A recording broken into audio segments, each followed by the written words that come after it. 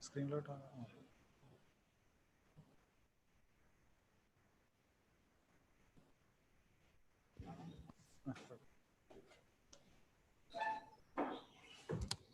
Good afternoon, everyone.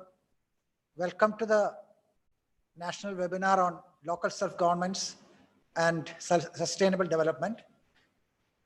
Good practices from Kerala. This is the third of the series on this webinar series. Earlier we had themes on agriculture, water conservation, and now we are actually moving on to child-friendly local governance. Here, we should all remember that as part of the People's Plan campaign, many areas dealing with social justice and social protection and all were actually considered by the local self-governments in Kerala. And one of them was on child-friendly local governance.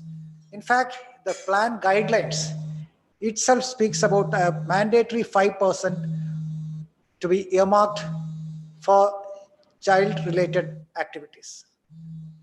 Now, for this webinar today, we are fortunate to have our Honorable Minister for Health, Social Justice and Women and Child Development, Srimati Shailaja teacher with us.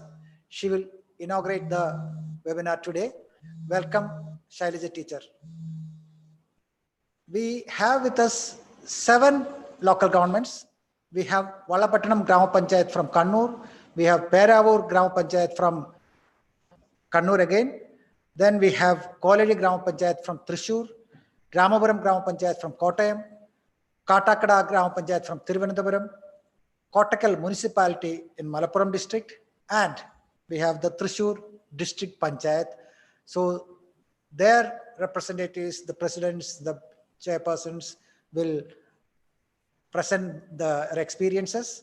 And as panelists, we have Mrs. Shobha Koshi, who was the former chairperson of the Kerala State Commission for Protection of Child Rights.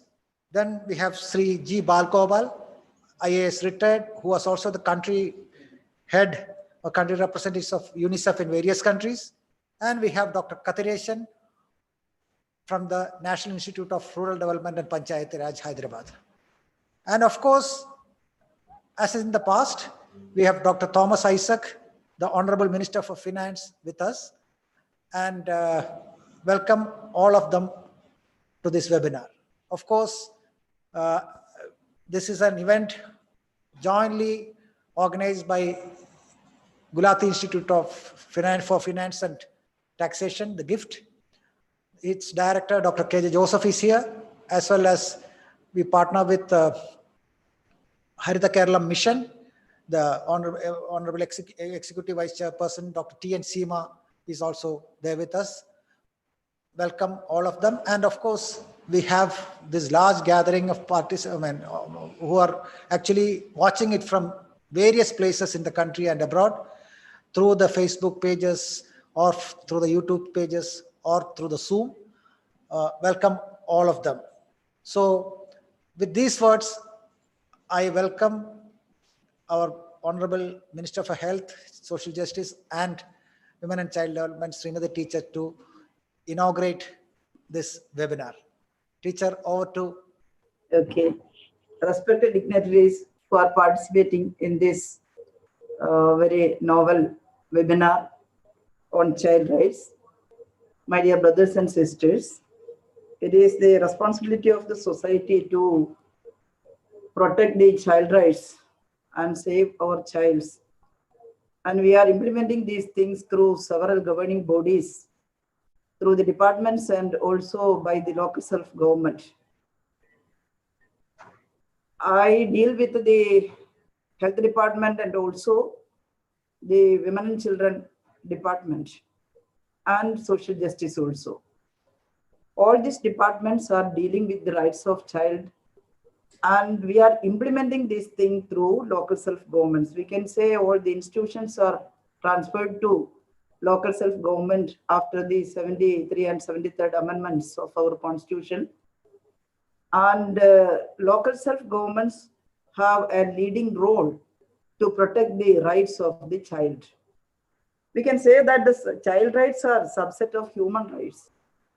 And we give special intervention to provide or to get protection and care to the child. Some special intervention should be there in local self-governments and also in departments. We are defining the child rights according to the Convention of UN CRC. And after that, the child rights is defined. What are the child rights? Child has the rights of the grown-up people or the citizen. Rights to everything. Right to speech and right to express their idea or thought, and rights to be free from fear, and also to make participation, etc. CRC classifies these rights into 3 P's. One is provision, and other is protection, and the third one is participation. We should have to ensure the child should have to allow to enjoy all these 3 P's. Provision means the right to adequate standard of living from birth to how they are brought up and how we are attending the needs of the child from the time of the birth itself. They should have to have a place to born safely. That is the first thing. Allowed to enjoy all these 3 P's. And the second thing is the protection. Protection from abuse and protection from neglect and protection from exploitation and discrimination. And also the third one, participation, means the child is like the grown-up being, and like all citizens, there should be a chance to participate in the society, to act, to decide, and to participate in every function of the society. The child has the right. And we should examine whether it is happening or not. After independence, I am afraid that most of the children are not enjoying their rights in India. Our constitution specifies child rights also, and we are signatory of the CRC also. But most of the children in India cannot enjoy this freedom or enjoy these rights which we are decided to have. What is the fate of the children here? A large number of children they have no place to born safely, to get nutritious food, to go to school, education. They are working. We have several laws to protect the child, several acts in our Indian Parliament. We have passed the legislations, and we have the Juvenile Justice Act. We have now recently we have the new POCSO Act. We have the Child Labor Prevention Act. So many acts are there. But what is the fate of the child in India? Most of them are working. They are not going to school. Even though they are entered school, the dropout is a large number of dropouts are there. But Kerala has a different atmosphere here. From 1957 onwards, we have some social reforms. Because of that social reforms, we are in the forefront in some of the social indices. We can see that in the health sector, in the other social sector, etc. Some indices we are in the forefront. Dropout in Kerala is very, very less. Even in the tribal sector, we are doing a good job in the leadership of local self-government. We are sending our children to school, and we are ensuring that they are getting proper education. There may be some loopholes, but the other parts, I think it is not the same situation in other parts of the country, in other states, some states, children are not going to school. They are going to work in a hazardous job, we can say, and no protection for these childs. We should have to ensure their rights. In Kerala, we are trying our best. Department is doing some job. My department is dealing with the Integrated Child Development Scheme. That is central scheme, ICDS. And more than 67 or 70,000, more than 70,000 people are working there. Officers are there. Anganwadi workers and helpers are there. ICDS supervisors and CDPOs are there. And their responsibility is to look after the children below 5 years. Prenatal, antenatal, postnatal, and from birth itself. That is the first right, to allow them to born in a safe place. We are examining. In Kerala, now institutional deliveries increased because of this work of Anganwadi workers and helpers and also Asha workers. And in Panchayat, Kudumbashree is there, Balasabha is there. So many organizations are there under the department and under the local self-government. And we are watching them thoroughly. And the nutrition. Now the central government declared the National Nutrition Mission. And under that mission, Kerala also declared that mission with our own specifications. Here, Sambushta Kerala. It is in par with the National Nutrition Mission. And we are trying to best to provide our children nutritious food. We are making it nutritious by adding the nutrients. And through the Anganwadi, we are ensuring that the little one are getting proper food, nutritious food, and that have a very good impact in the society. Because of the reforms over the year, we are doing so many things. The fate of children in Kerala is different from other part, I can say so. Maybe something better than us in some states and throughout the country, we can adopt that. But a society as a whole, if we are talking the society as a whole, we have several achievements, we can definitely say so. But in health sector, we are doing more things, that we are trying to reduce the child mortality rate and maternal mortality rate. We announced, this government announced some Sustainable Development Goals after the announcement of SDG of the several achievements, we can definitely say so.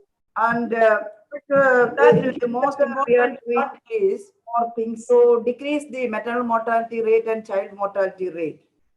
We yield a very good result within these 4 years. From 1957 onwards, we are trying, and our indices are better comparing to other states before also. But throughout these 4 years, we have special intention according to the SDG of United Nations. We also declared some SDG here, and we organized some expert group to achieve that result.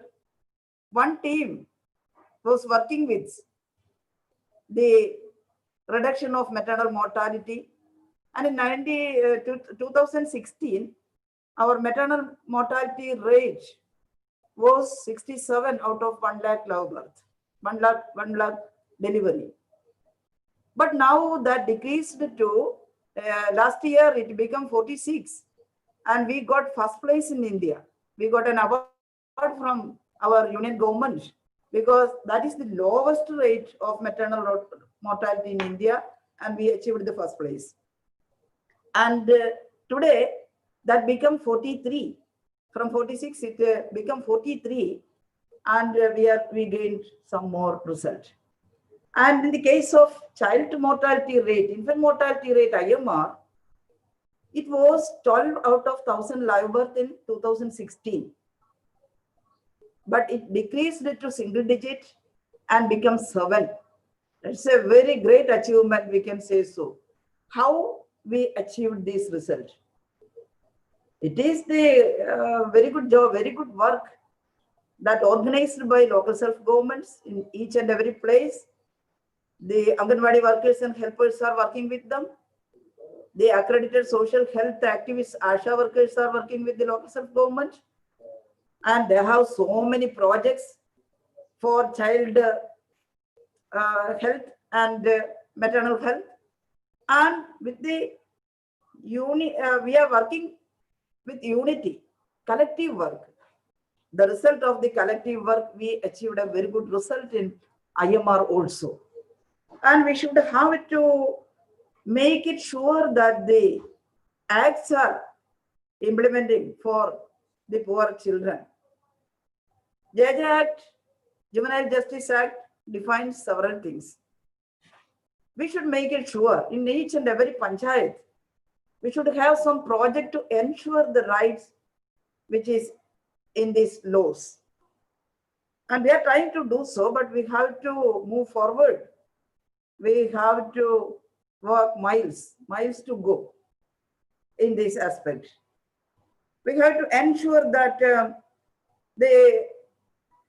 we are saying that the protection from abuse, but one thing we should have in our mind that the child abuse is rampant in Kerala also.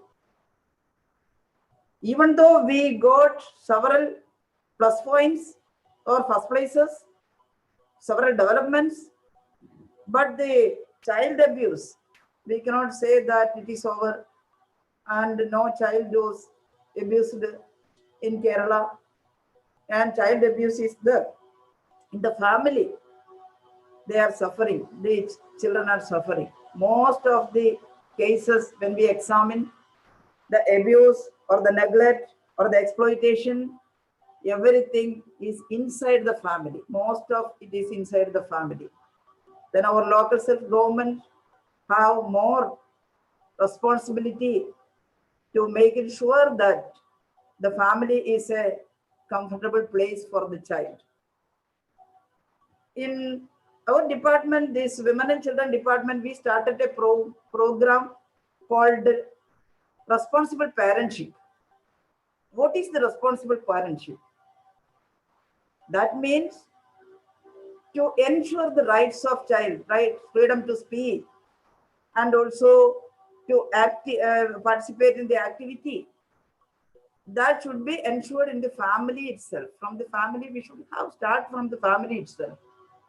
And to ensure protection in the family.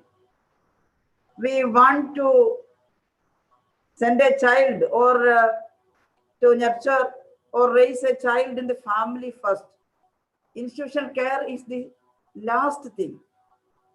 In my department also, there are so many children who have no aspects or provision in the family. We are taking the institutional care as a last destination. We like to send the children to home. So, Social Justice, Women and Children Department is sending the children either home and ensure the care, or the institutions. And in the institutions also, we should have to provide the care and love what they are getting from the home. And we are sending children to foster care, the poor children who become disputes. We are sending the children to foster care and ensuring the family affection and care there. We should have to expand that kind of things more. There are so many children in the family who are suffering the neglect and exploitation there. And also there are so many laws, Child Labor Act, it is there. But the children, how the children are happening to go to the labor, we should examine that. In Kerala, we have a very good project called Sharana Balyam. And through that project, we are examining whether any children are working paid labor or other kind of labor in any place. We are examining, our scores are there in each and every district. 6 people who are trained, a resource group is there. They are examining thoroughly and they are watching. And if any child labor come under their attention, they are at once, they are intervening in it and saving that child. It just started in the Shabarimala in that season. And so many children from outside the states are coming there to sell something or for some kind of labor. Someone are bringing children from other states. And we are rescuing them. We rescued more than 150 children through Sharanabalyam. Most of them are from other states outside Kerala. A few children are from Kerala, all the others are from outside, and we are sending the children to their parents, inquiring about their parents and ensuring the safety there. We are sending them to their own home. Otherwise, if they have no home to return, we are admitting them to our homes and we are sending them to schools and we are protecting them like that. And this child marriage, all the local self-government should be very keen on this issue. I thought, first of all, that there are no child marriage in Kerala before 5 or 10 years. But when I was a worker of All India Democratic Women's Association, we studied about this. We have a very good survey on that. Seema is here.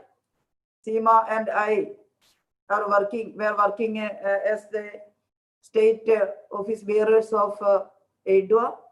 At that time, we had a very good survey and we find out that child marriage is here also in Kerala, in some districts. But it is not rampant. In some district or some place, it is happening here. And we should get rid of that also. Local self-government should attend that that thing also and have a very good project on that. And in health sector, 100% immunization. Our society is educated and Kerala have total literacy, 100% literacy. And we thought that every people is ready to have immunization. But in some part, that also fine. It's I think it is not a common thing. In some part, people are not like to have the vaccination, etc. And we fight hard against that with the help of the local self-government and leaders. We ensure at that place that total immunization is getting to the child. We are doing that also. And we should focus on this kind of issues. I am not going, I am not elaborating my speech because the experts are sitting there. So many dignitaries who are working in child rights sector is there, and leaders of local self-government is there. And I think after your discussion, more points will come out and we will get some platform to act more effectively. And we are trying our best in health sector and this women and child sector. So many projects are there. I am not mentioning everything to help the child. For adolescents also, there are so many projects. The adolescent issue is a severe issue. At that stage, they are not getting attention or they cannot share their feelings and emotion to others. And they are getting suicide and they are doing some that kind of thing. And we should protect that adults and children also.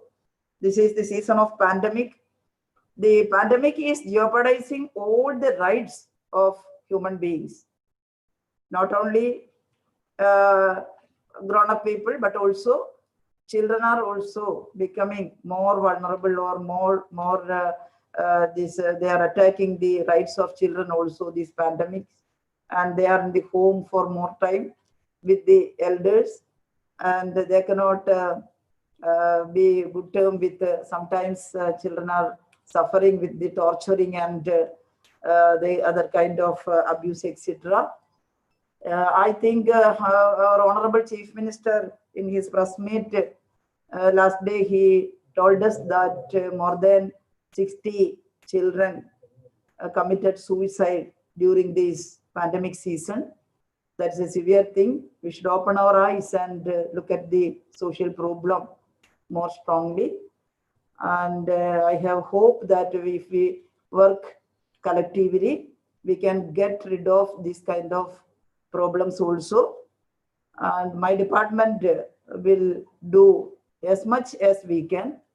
And with the help of local self-government, I am thinking that we can do more scientifically to tackle this problem.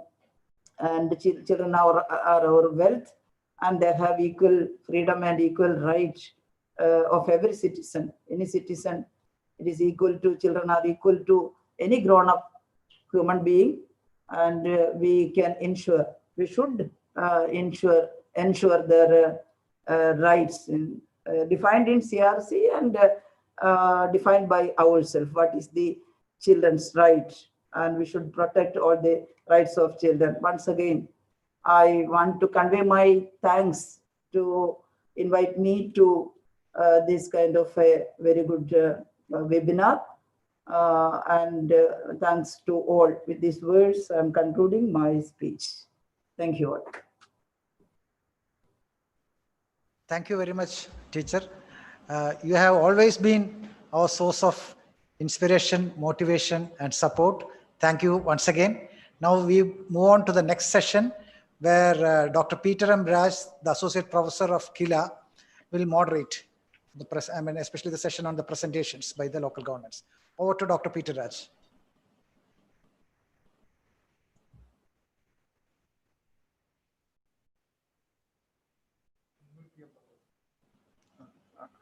Microphone unmute. Dr. Peter, please unmute your.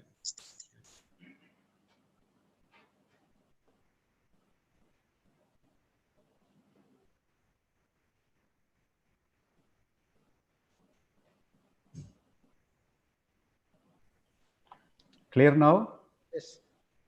Okay, sorry for that. So, Honorable Ministers, other dignitaries, and the local governments who are going to make their presentations today.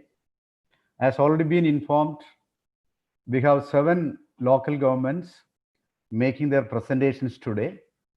Out of them, 5 are Grama Panchayats, one is municipality, another one is District Panchayat Thrissur or DPC Thrissur.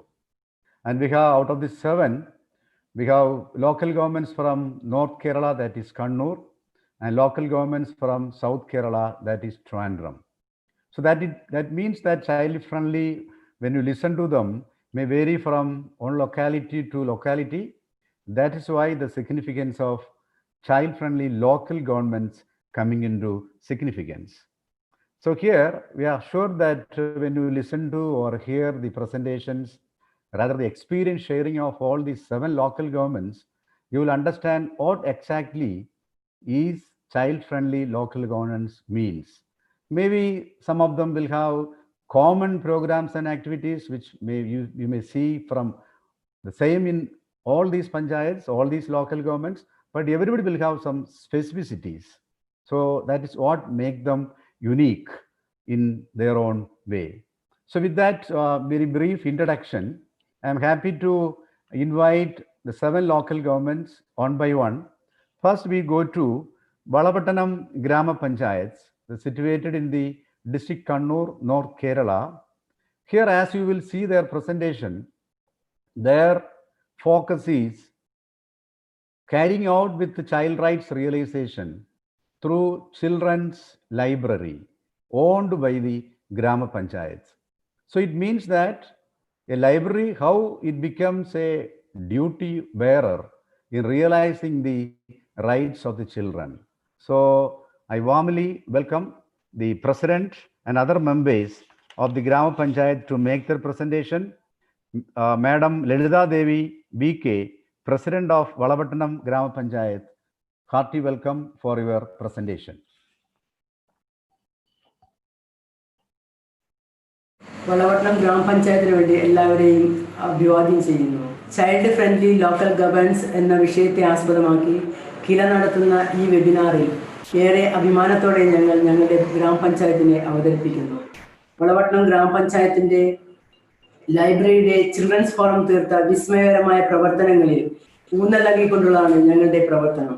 Covid കാലഘട്ടത്തിൽ ഞങ്ങളുടെ പഞ്ചായത്തും ലൈബ്രറിയും കുട്ടികൾ നിർമ്മിച്ച അതിജീവനത്തിന്റെ ഒരു മാതൃക അത്രമേൽ അഭിമാനകരമാണ്.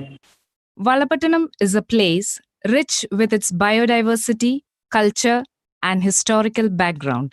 Out of the total population of 7,955, 2,810 of them are children.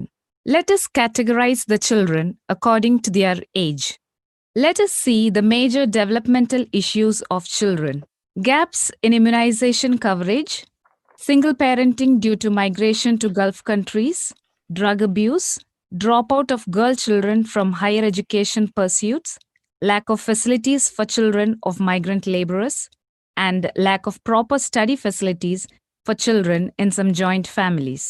We have been conducting special Grama Sabha of children since 2017, and the major suggestions from the Grama Sabha are: give child rights awareness to parents, programs for children in holidays for creative development, ensure good facilities in schools, ensure parks, playgrounds, cycle paths, ensure exercise facility for girls, conduct drug awareness programs, start higher education guidance center, gender training to boys, reduce the weight of school bags, and road safety. We are keen to make a change in the living conditions through more social involvement of children through creative programs. There are a lot of changes happening among the children in the Valapattanam Grama Panchayat.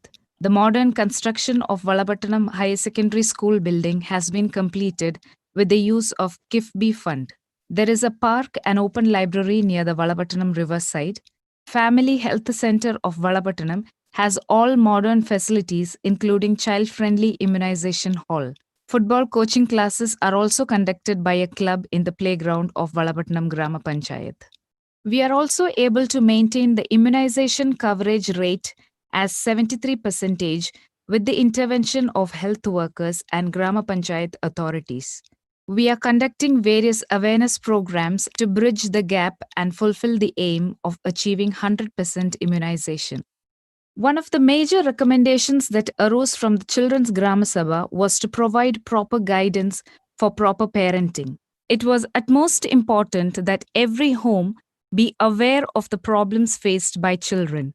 There is a need for parents to know about their children's health, development, partnership, and protection. Thus, the Grama Panchayat Library became the hub of learning. On the basis of this recommendation, Valapattanam Grama Panchayat Library started Parenting School in 2017. We already conducted 8 training programs and awareness classes during the year 2017-19. Our Children's Forum presented a study about the approaches and attitude of parents towards their children. After these sessions, a very visible change could be seen among the parents. The Valapattanam Grama Panchayat Library Children's Forum is an institutional model for children. More than 500 children are a part of it. We conduct more than 50 programs annually for children. Creative Homes Defeat COVID is a special intervention through library to help children overcome the COVID lockdown. We also conduct summer camps which has school-based programs and play activities. We have a park and a park library. A special program for the 7th class students through library is named as Unarvu Race. Campaign against drug abuse is also a main area of focus. The Grama Panchayat Library conducted a program in the name of My India, Yours Too, participating the children of migrant laborers from other states. I'm Nada Maria, Secretary of Children's Forum. Every year, Valapattanam Library conducts minimum 15 programs combined with Valapattanam schools. School literary platforms like Vidyanangam clubs are also conducting programs combined with library. Library visiting and libraries orientation classes are also conducted as a part of this. Children's cooperation between each other helps to develop their reading habits. of the inauguration of Reading Month celebration is taking part in library. The closing ceremony will be in Government Valapattanam High Secondary Schools. ഞാൻ Aditya T. ഈ ലൈബ്രറിയുടെ children's ഫോറത്തിന്റെ vice president ആണ്. ഈ കഴിഞ്ഞ SLC പരീക്ഷ എല്ലാ വിഷയത്തിലും മുഴുവൻ A+ എനിക്ക് കിട്ടിയിട്ടുണ്ട്. ചിൽഡ്രൻസ് ഫോറം പരിപാടികളുടെ കോർഡിനേഷൻ ഞാൻ വളരെ ആസ്വദിച്ച് ചെയ്തിട്ടുണ്ട്. അതെന്റെ വിജയത്തിനേറെ സഹായിച്ചിട്ടുമുണ്ട്. We conducted summer vacation camps for children every year. The programs are coordinated and executed by children. ഗ്രാമപഞ്ചായത്ത് ലൈബ്രറിയിൽ 3500-ലധികം പുസ്തകങ്ങളാണ് കുട്ടികളുടെ വിഭാഗത്തിൽ മാത്രമായുള്ളത്. എല്ലാ വർഷവും ഞങ്ങൾ കുട്ടികൾ ലൈബ്രറിയുടെ നേതൃത്വത്തിൽ ഒരു പുസ്തകോത്സവ യാത്ര നടത്താറുണ്ട്. 2016 ആരംഭിച്ച ഈ ഒരു സംരംഭ പ്രവർത്തനം ഇന്ന് കണ്ണൂർ ജില്ലയിൽ 20-ലധികം ലൈബ്രറികൾ ഏറ്റെടുത്ത് നടത്തുന്നു. അങ്ങനെ ഞങ്ങൾക്ക് ആവശ്യമുള്ള പുസ്തകങ്ങൾ ഞങ്ങൾ തന്നെ തിരഞ്ഞെടുത്ത് വായിക്കുന്നു.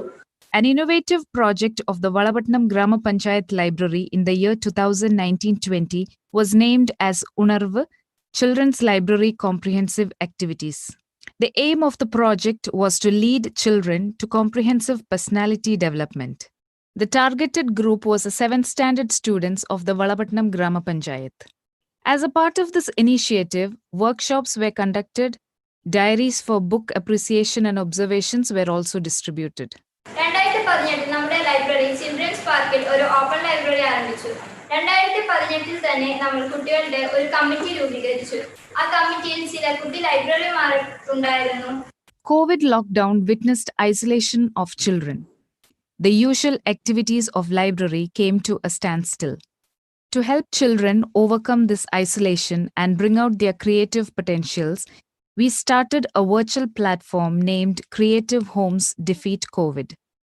It was started on March 22nd, a day before the lockdown started in India. Around 200 children were members of this virtual platform. They are grouped into 7 teams with a mentor and a leader.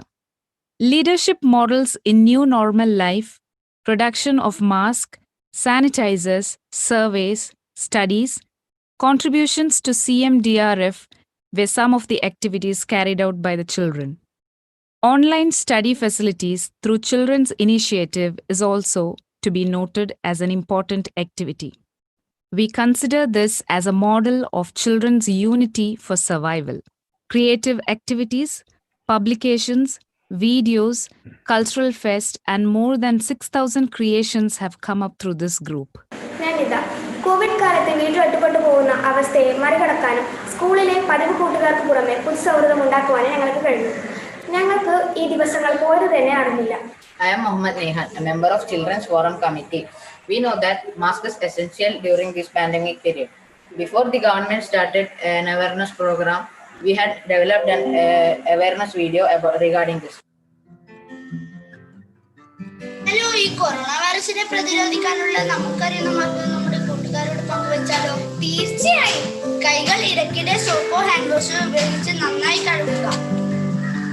പിന്നെ അതിനുശേഷം sanitiser ഉപയോഗിച്ച് അകം വശോ പുറം വശോ നന്നായി റബ്ബ് ചെയ്യുക. തിരുമ്പോ നിർബന്ധമായും mask ധരിക്കുക. Children of our creative homes has developed e-learning resources for the different classes. We also prepared 7 memory books based on the memories shared by the grandparents.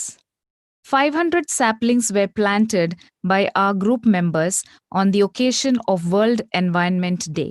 I am Aman, member of Children Forum Committee. We wanted to do something to raise money for helping people during this pandemic. So we decided to make these bookmarks. We sold these bookmarks in our neighborhood and were able to collect ₹1,000, which we were able to contribute towards Chief Minister's Fund. Creative Home Platform observed different national and international days like World Anti-Drug Day, Reading Day, World Music Day, Biodiversity Day, etc.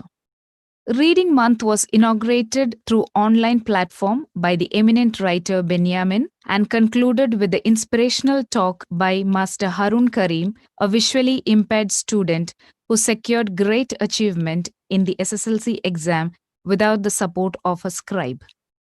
All these activities gave us positive energy to overcome the pandemic situation of COVID-19. Activities of Creative Homes Defeat COVID were featured in the COVID time Global Report of IFLA, International Federation of Library Association and Institutions. We were one among the 4 libraries featured in their global report.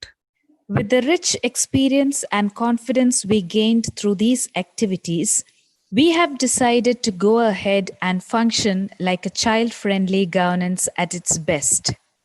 The Valapattanam Grama Panchayat and the library are all set to flourish. We are not the leaders of tomorrow. We are the leaders of today. We will make a difference in the world.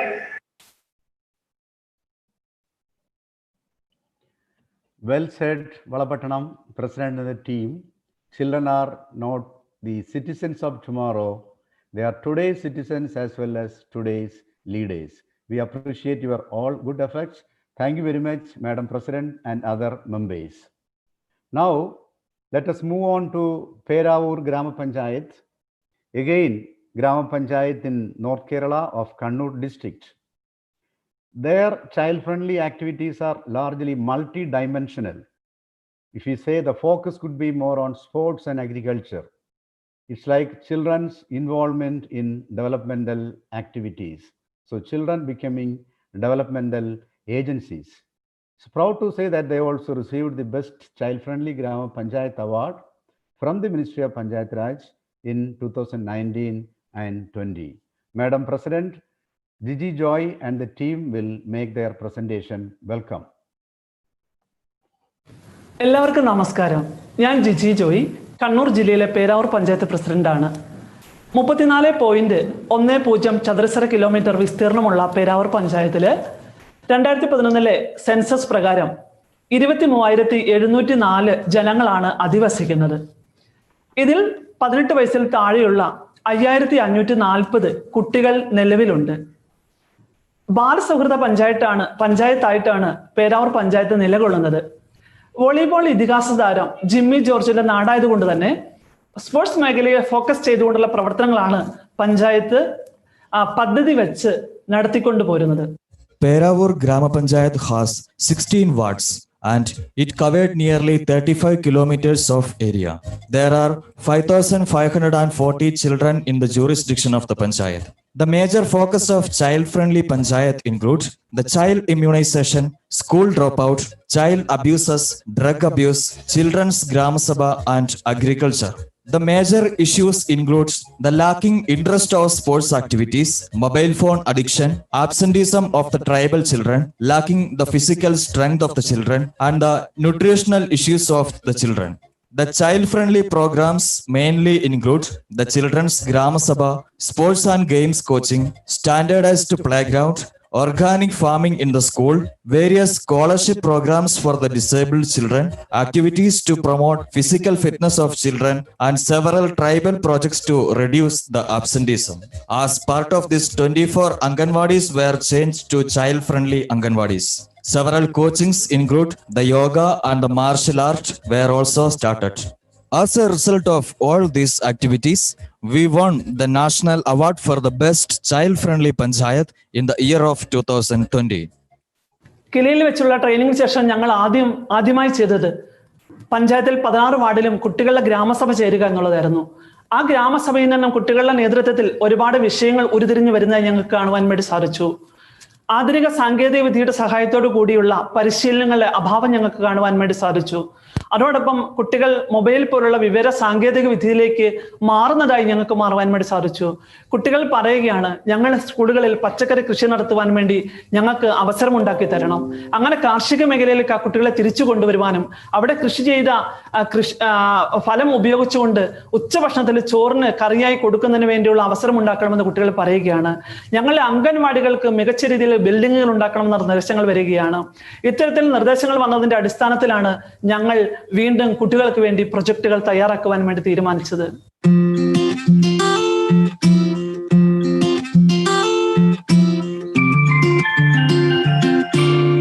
The hospital child-friendly ward. The children's ward at the Taluk Hospital has been converted into a child-friendly ward with baby-friendly painting, playground and all other facilities. This facility was set up free of cost by the family and friends of Dr. Deepak, who is the victim of Nepal earthquake. Pediatric vaccination is 100% completed. Pregnant women are able to receive monthly checkups and complete the vaccination in a timely manner from the time of their birth to 15 years of age. BPL cards are getting maternity benefits, and also the children below the age of 18 are being provided the medical facilities include the medicines from outside the medical store. As part of the project, Drug Free Panchayat, a proclamation rally was organized in the town under the auspices of the Peravur Panchayat. Seminar and quiz competitions were also organized as part of this in the schools for the children. Under the auspices of Peravur Panchayat, organic vegetable cultivations were started in all the schools under the Panchayat. The vegetables required for lunch were started in the respective schools. Water Bell Program. This enabled the children of Peravur Panchayat in their schools to alleviate their fatigue, alleviate their ailments, and help the children to stay in class with enthusiasm.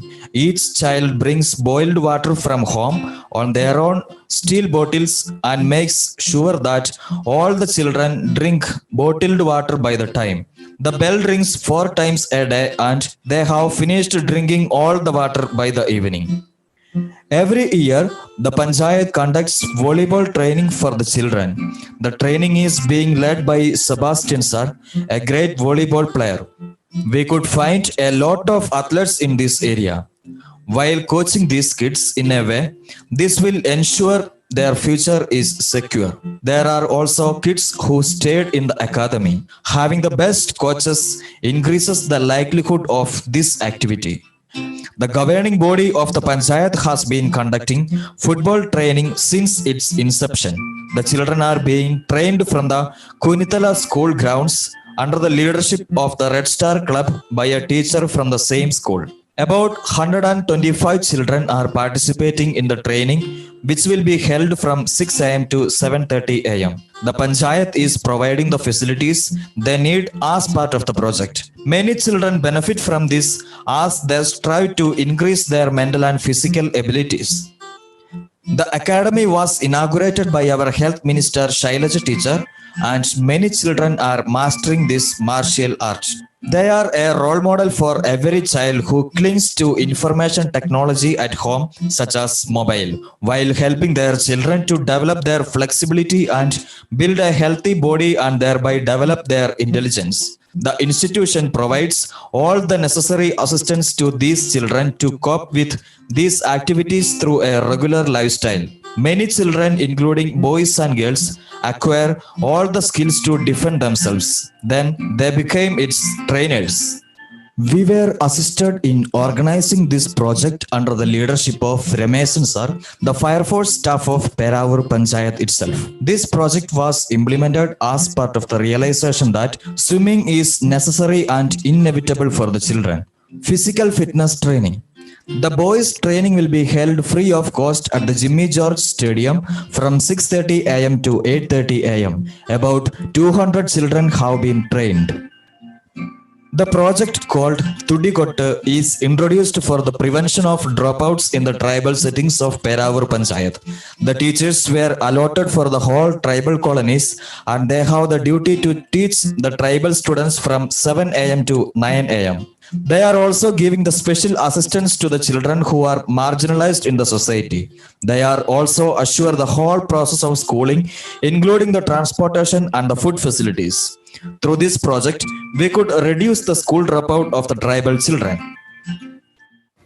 ഇങ്ങനെ കുട്ടികളെ ചേർത്ത് നിർത്തി പരിശീലനം നൽകിയതിന്റെ ഭാഗമായിട്ട് ഞങ്ങളുടെ പ്രവർത്തനത്തിന്റെ എല്ലാം മികവിന്റെ അടിസ്ഥാനത്തിൽ മധ്യപ്രദേശിൽ ഗ്വാളിയറിൽ വെച്ച് ബാലസൗഹൃദ ദേശീയ ശില്പശാല നടന്നപ്പോൾ ആ ശില്പശാലയിൽ കേരളത്തെ പ്രതിനിധീകരിച്ച് 2 ആളുകൾ പങ്കെടുത്തപ്പോൾ അതിൽ ഒരാളായി പേരാവൂർ പഞ്ചായത്ത് നടപ്പിലാക്കിയ പ്രൊജക്ടുകൾ രാജ്യത്തിന് തന്നെ മാതൃകയാവുന്ന രീതിയിൽ അവതരിപ്പിക്കുവാൻ വേണ്ടി ഞങ്ങൾക്ക് സാധിക്കുകയുണ്ടായി. അങ്ങനെ ഞങ്ങൾ പ്രവർത്തനം നടത്തുമ്പോൾ ആ പ്രവർത്തനത്തിന്റെ മികവ് കണ്ടെത്തിയതുകൊണ്ടാകാം 2020 മികച്ച ബാലസൗഹൃദ പഞ്ചായത്ത് എന്ന അവാർഡും പേരാവൂർ പഞ്ചായത്തിനെ തന്നെ തേടിയെത്തുകയുണ്ടായി. ഈ കോവിഡ് കാലത്തും പേരാവൂർ പഞ്ചായത്തിലെ കുട്ടികൾ വിശ്രമമില്ലാതെ തിരക്കിലായിരുന്നു. അവർക്ക് ഓൺലൈൻ സർഗോത്സവത്തിലൂടെ വിവിധ തരത്തിലുള്ള പരിപാടികൾ നടത്തിക്കൊണ്ട് 18 വയസ്സിൽ താഴെയുള്ള മുഴുവൻ കുട്ടികളെയും അതിൽ പങ്കാളികളായിട്ടുള്ള പ്രവർത്തനം നടത്തിയപ്പോൾ ഞങ്ങൾ പേരാവൂർ പഞ്ചായത്ത് ഭരണസമിതിയും ചാരിതാർത്ഥ്യമാണ് ഇക്കാര്യത്തിൽ ഞങ്ങൾക്ക് ഇതിന് അവസരം നൽകിയത്. കിലയിൽ വെച്ച് ട്രെയിനിങ് നൽകിയപ്പോൾ പദ്ധതിയുടെ 5% തുകയും കുട്ടികൾക്ക് വേണ്ടി ചെലവഴിക്കണമെന്ന് പറഞ്ഞപ്പോൾ അത് അക്ഷരാർത്ഥത്തിൽ നടപ്പിലാക്കിക്കൊണ്ടു പോകുവാൻ വേണ്ടി ഞങ്ങളെ സഹായിച്ചത് കിലയിൽ നിന്നും ഞങ്ങൾക്ക് കിട്ടിയ ട്രെയിനിങ് ആണ്. ഈ ട്രെയിനിങ്ങിൽ ഞങ്ങളെ സഹായിച്ച ഞങ്ങളുടെ മെന്റർ RP ശാന്തമ്മ ടീച്ചർ, കില ഡയറക്ടർ, കിലയിലെ മറ്റ് ഭാരവാഹികൾ, മുഴുവൻ ആളുകൾക്കും ഞങ്ങളുടെ നന്ദിയും കടപ്പാടും അറിയിച്ചുകൊണ്ട് നിർത്തുന്നു. നിങ്ങൾക്ക് ഏവർക്കും എൻ്റെ അഭിവാദനങ്ങൾ. Thank you, Peravur, for your unique interventions. Now we move on to Kolari Grama Panchayat in Thrissur district. Kolari, the speciality of this particular panchayat is they have been arranging lot of public space for children, and children thereby are getting the capacity to become decision makers. This panchayat also got the best child-friendly Grama Panchayat award from the Ministry of Panchayat Raj during the year 2018 and 19. Welcome Sri P.G. Unnikrishnan, the President of the Grama Panchayat, and Srimati Jessie Lonapan, the Vice President of the Grama Panchayat, for your presentation.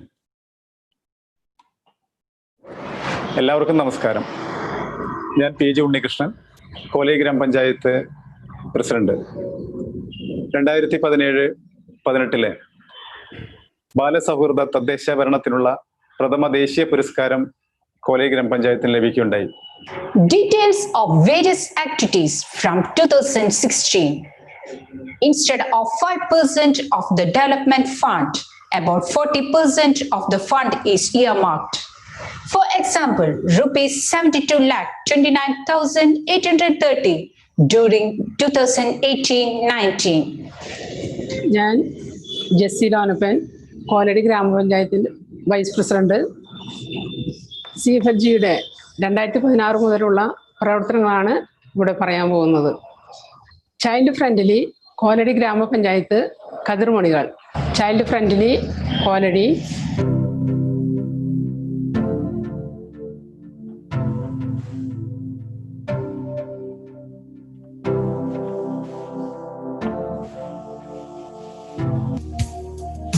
Child population.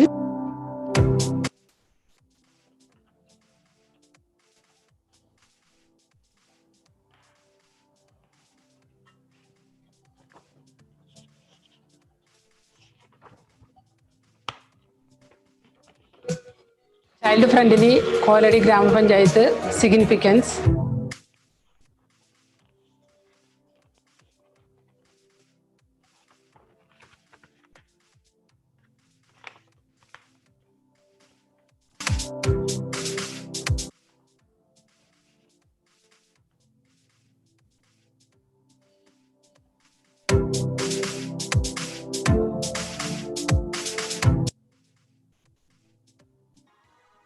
Major suggestions from Children's Gram Sabha.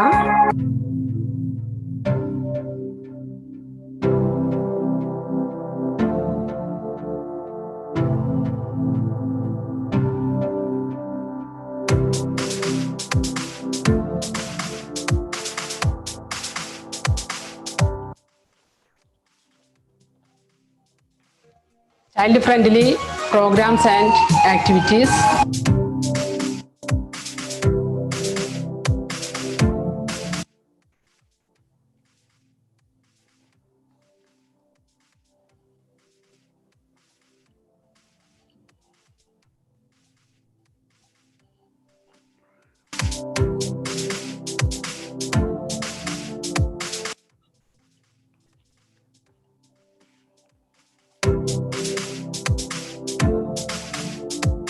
Child-friendly programs and activities.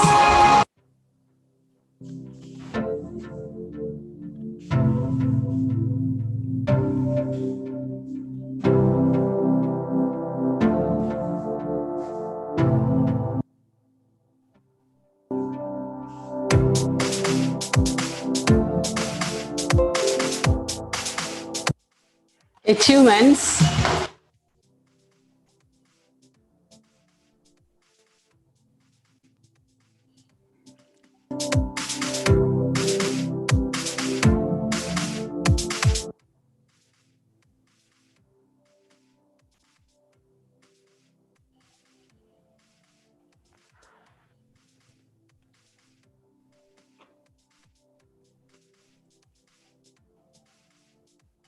Best Child Friendly Grama Panchayat Award,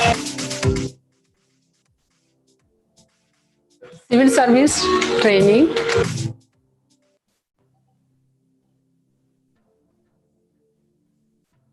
Balamela and Balasabha Tour. The Green School, Students Police Cadet,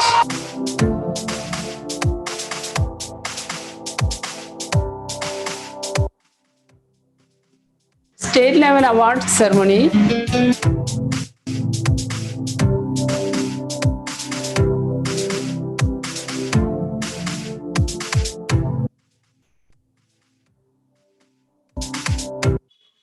Max Lab and Smart Classroom in Government LP School, Kuttu. 12 Smart Classroom in Government High Secondary School.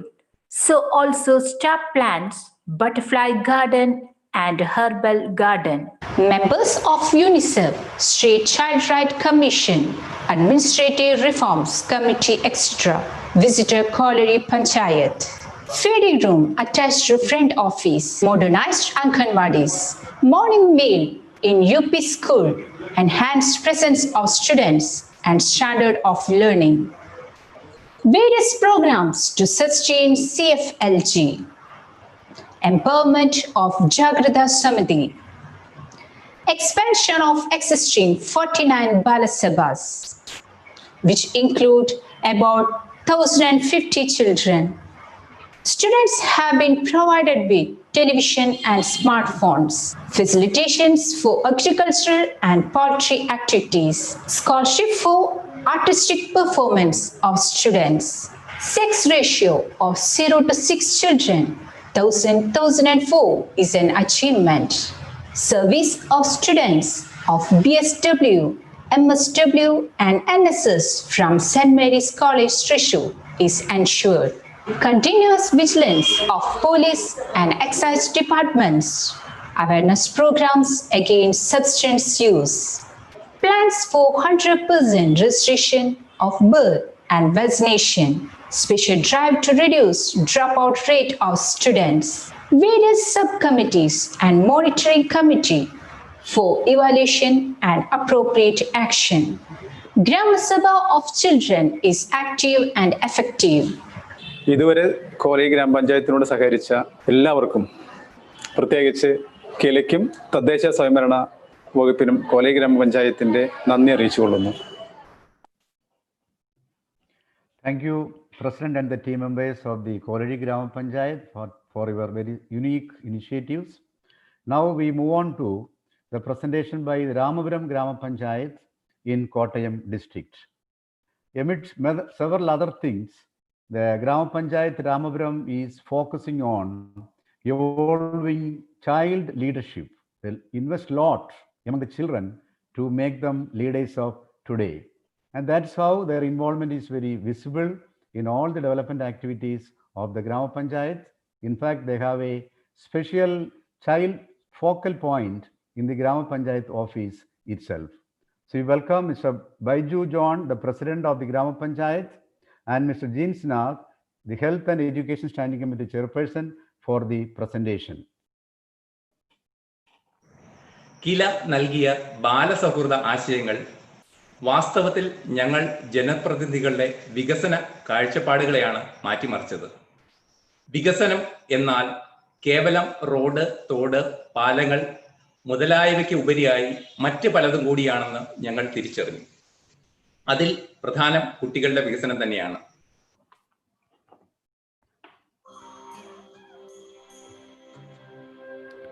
This is Ramapuram, the cultural capital of Kottayam district in Kerala. The intervention of society at large in the well-being of its children is a strong indicator of efforts of a civilized society. Children are the asset of the society rather than they belong to their family or religion. All the expenses taken for the well-being of our children are investments to the nation building rather than expenditure.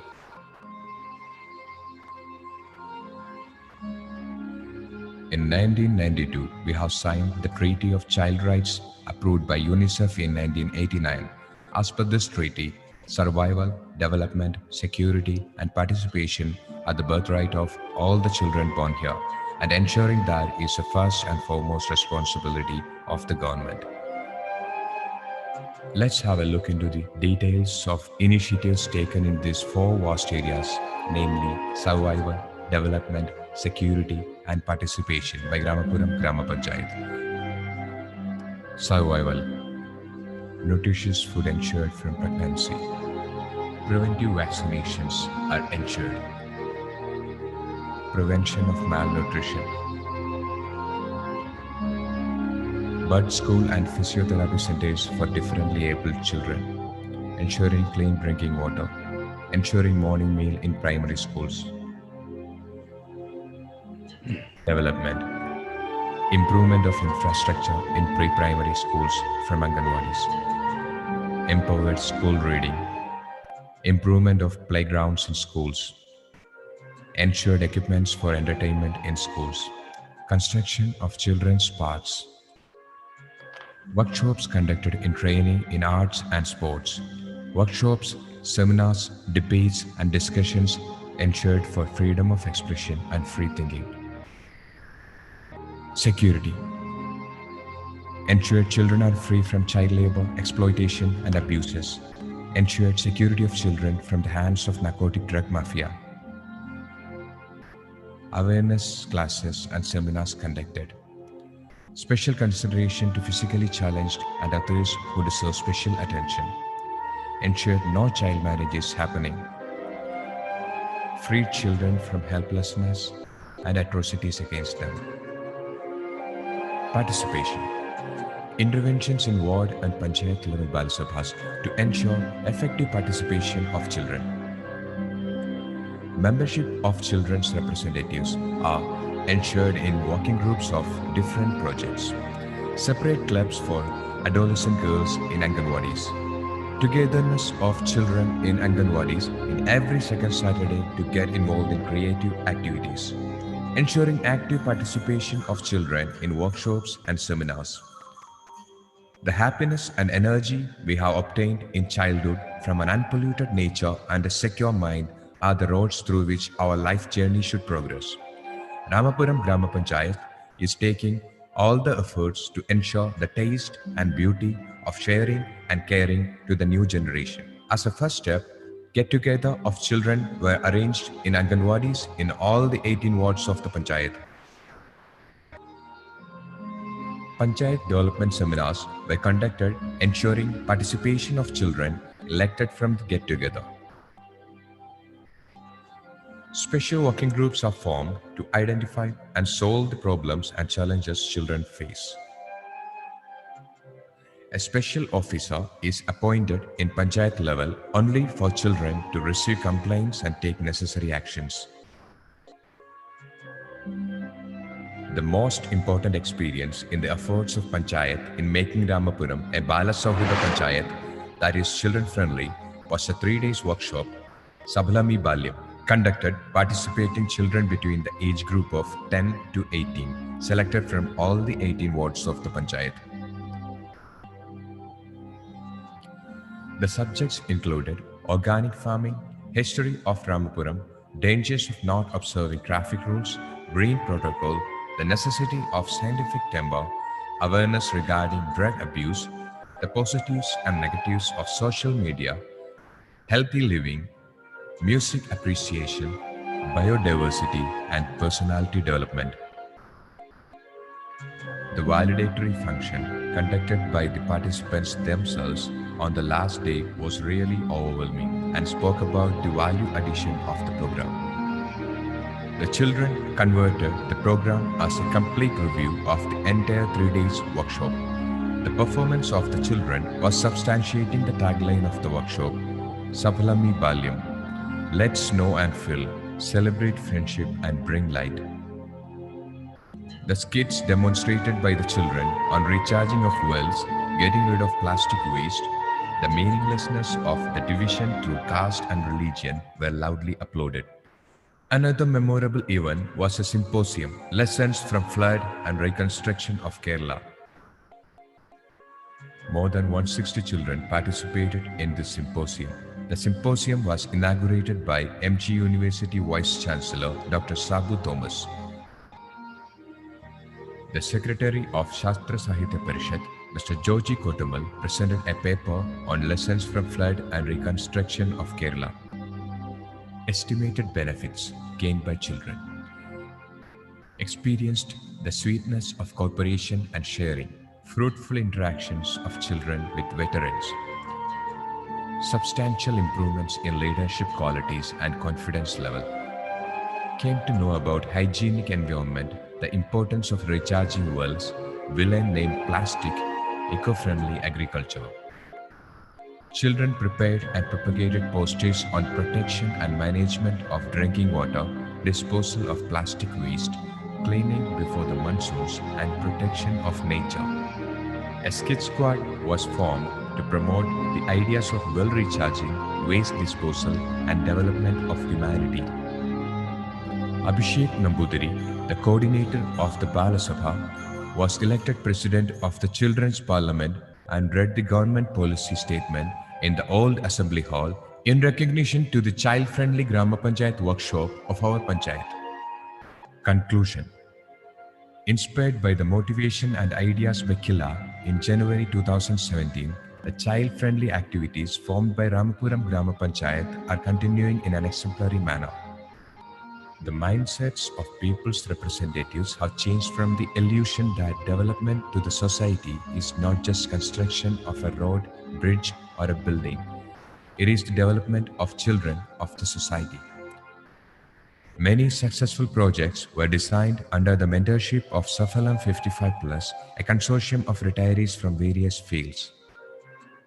Through the child-friendly activities, Ramapuram Panchayat could influence very much the vision and approach to life of new generation. Through our child-friendly activities, Ramapuram Panchayat could influence very much the vision and approach to life of new generation. Now the children are more confident and active because they feel safe as the Panchayat and whole society stand for the welfare and well-being in the key 4 sectors like survival, development, protection, and participation. In addition, environmental protection, waste disposal, avoidance of plastic in a phased manner, upkeep of public places, compassion, rights and duties, awareness about liquor and narcotics are important areas where the presence and intervention are inevitable. Thank you, Ramapuram Gram Panchayat, the team from Central Kerala. In fact, we offer special thanks to your retirees who work with you voluntarily. Now we move on to Katakada Gram Panchayat in Trivandrum district, the southmost end of Kerala. In fact, they have multi-sectoral interventions and with a more specificity to promotion of child-friendly institutions, including hospitals, the playgrounds, the Anganwadi schools, etc. Welcome, Madam Ajida, the President, and the Panchayat member, Advocate Sanal Bose, for the presentation. ബാലസൗഹൃദ പഞ്ചായത്തിനെ സംബന്ധിച്ച് പറയുകയാണെങ്കിൽ കിലയിൽ കിട്ടിയ ട്രെയിനിങ്ങിൻ്റെ അടിസ്ഥാനത്തിൽ സ്കൂളുകളിലും അതുപോലെ കുട്ടികളുടെ വീട്ടിലുള്ള രക്ഷകർത്താക്കളുടെ പ്രവർത്തനത്തിലും ജാഗ്രതാ സമിതി വളരെ ശക്തമായി നമ്മുടെ പഞ്ചായത്തിൽ കൊണ്ടുവന്നിട്ടുണ്ട്. കുട്ടികൾക്ക് ആവശ്യമായ എല്ലാ സൗകര്യങ്ങളും നമ്മൾ ആശുപത്രി തന്നെ എടുത്താൽ തന്നെ അറിയാം. 3 ഹോസ്പിറ്റലിലാണ് നമുക്കുള്ളത്. സർക്കാരിൻ്റെ 3 ഹോസ്പിറ്റലിൽ നമ്മൾ ബാലസൗഹൃദ പഞ്ചായത്തിൻ്റെ ഭാഗമായി കടകംപള്ളി സുരേന്ദ്രൻ സാറ് വന്ന് ഉദ്ഘാടനം നടത്തി ഞങ്ങൾക്ക് ബാലസൗഹൃദ പഞ്ചായത്ത് എന്ന പ്രഖ്യാപനവും നേടിയിട്ടുണ്ട് നമ്മുടെ പഞ്ചായത്തിൽ. അതിൻ്റെ നാമധേയത്തിൽ തന്നെ മരിച്ചുപോയ ലിനിയുടെ നിപ്പ പനി വന്ന് മരിച്ചുപോയ ലിനിയുടെ പേരിൽ നമ്മളൊരു പാർക്ക് സ്ഥാപിക്കുന്നതിന് നമുക്ക് കഴിഞ്ഞിട്ടുണ്ട്. അംഗൻവാടികൾ ചുവരചിത്രം വരെ ഉൾപ്പെടെയുള്ള കാര്യങ്ങൾ നമുക്ക് ചെയ്യാൻ കഴിഞ്ഞിട്ടുണ്ട്. Kattakada Grama Panchayat is situated in the eastern part of Trivandrum district, is having its own rich cultural, historical, social, commercial, educational legacy. It adds one more golden feather in its crown when it was declared as a comprehensive child-friendly Grama Panchayat on 2nd October 2018 by Honorable Minister Sri Kadagambally Surendran. This is the fruit of selfless, wholehearted cooperation between organized various departments and the Panchayat. Let's have a quick look towards our basic informations. A complete survival, development, security and participation of kids are our targeted missions.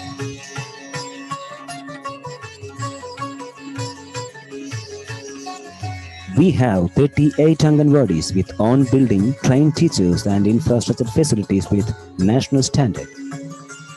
We are polishing the germs in the very beginning of their academic and imparting them apt direction to their life. Special care to animals, kids, adolescents in view of nutritional food, mental health and personality development. 100% antenatal registration and above 18 years pregnancy are fully registered with the help of 29 ASAs of Family Health Center Amachal and assure the timely issue of MCP cards as well as government schemes to beneficiaries. Our next aim to make 2 of our Anganwadis to model Anganwadi.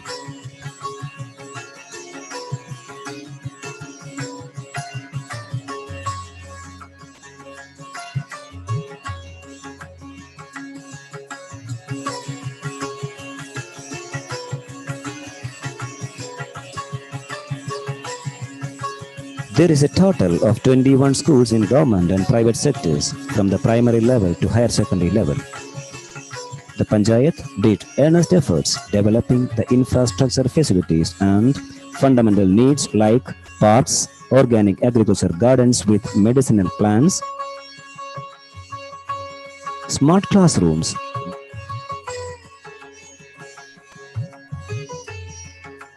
martial arts training,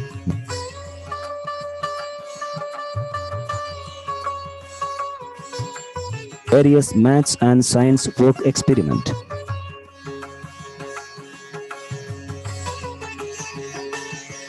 Yoga, waste disposal, transportation and special classes on personality and career development. All educational institutions has got PTA and dropout committees and regularly monitored by LSGD and Jagrada Samiti. We ensure all facilities to children of guest laborers.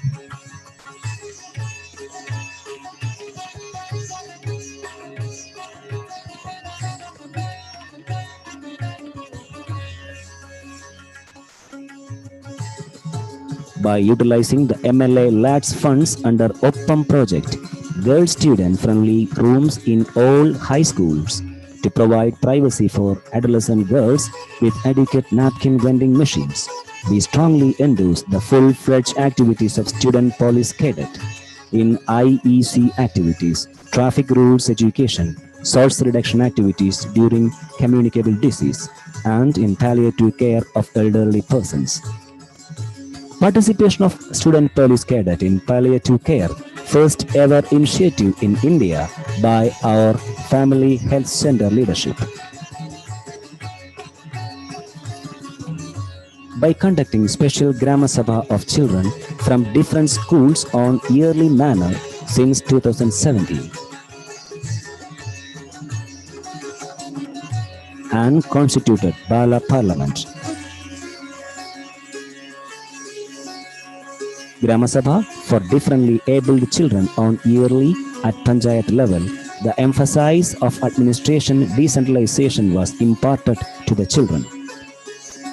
Since 2017, every year, the Children's Bala Parliament has got unique recommendations to annual projects of our LSGD. Almost all schools has constitutes different types adolescent clubs, namely nature, sports, mechanical, science, etc. The Children's Grama Sabha was convened in all wards, special youth festivals, sports and games event for differently abled children takes place for the last 3 years in our LSGD.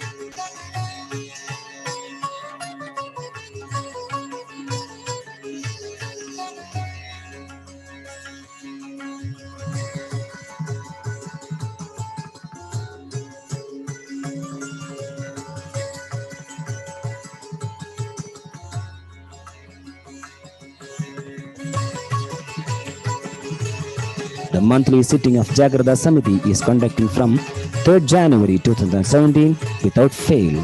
Through this, various complaints were taken up with the child line and did further follow-up.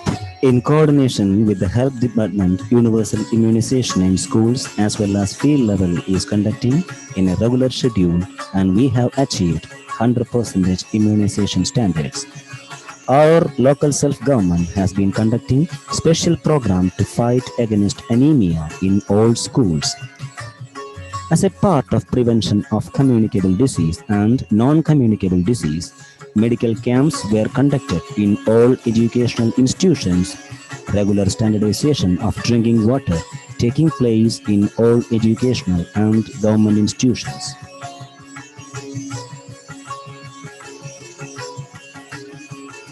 Ward level sanitization works and source reduction activities were conducted in the leadership of student police cadets by the direction of Ward level health sanitization and nutrition committee. And medical health clinic conducted thrice a week in our family health center routinely. All 3 scanning centers strictly follows Pre-Conception and Prenatal Diagnostic Techniques Act and norms. We proudly present our major projects.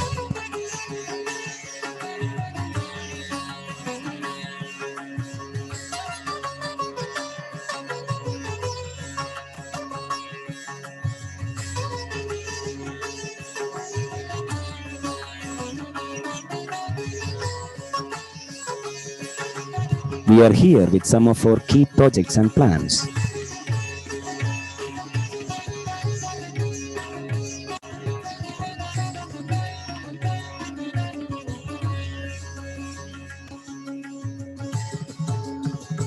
Some of our model activities.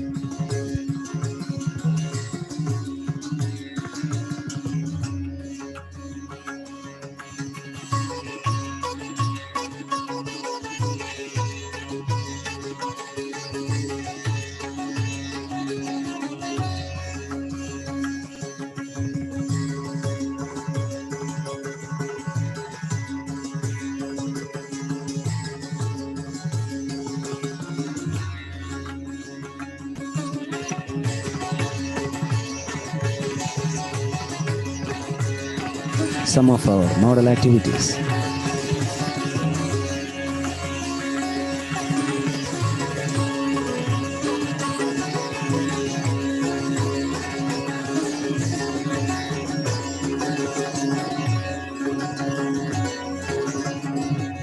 In this crucial Corona season, the Panchayat, along with all school children, tried our best to prevent and to protect from coronavirus.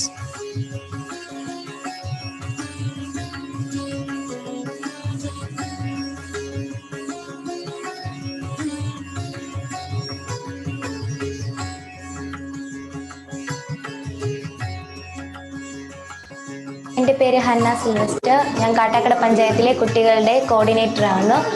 Thank you very much for your valuable supports. In this moment, we would like to thank all persons behind our success. Thank you very much for watching our presentation. Thank you, Katakada, for your very good work. Now we move on to Kottakkal municipality from North Kerala.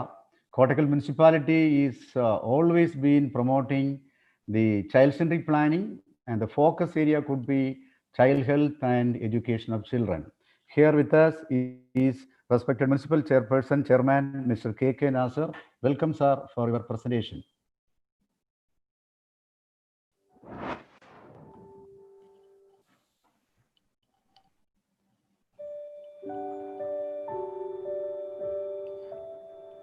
Good morning, all. I am K.K. Nasser, Municipal Chairman, Kottakkal. First of all, let me share my thanks to all the organizers who were invited for the webinar on the child-friendly Kerala. Hi, I am Niranjana KK. I am the leader of child-friendly local governments, Kottakkal municipality. I am so glad to inform you that we are conducting variable discussions with the cooperation of Kottakkal municipality and our public. And we are also participating in the WhatsApps and working groups.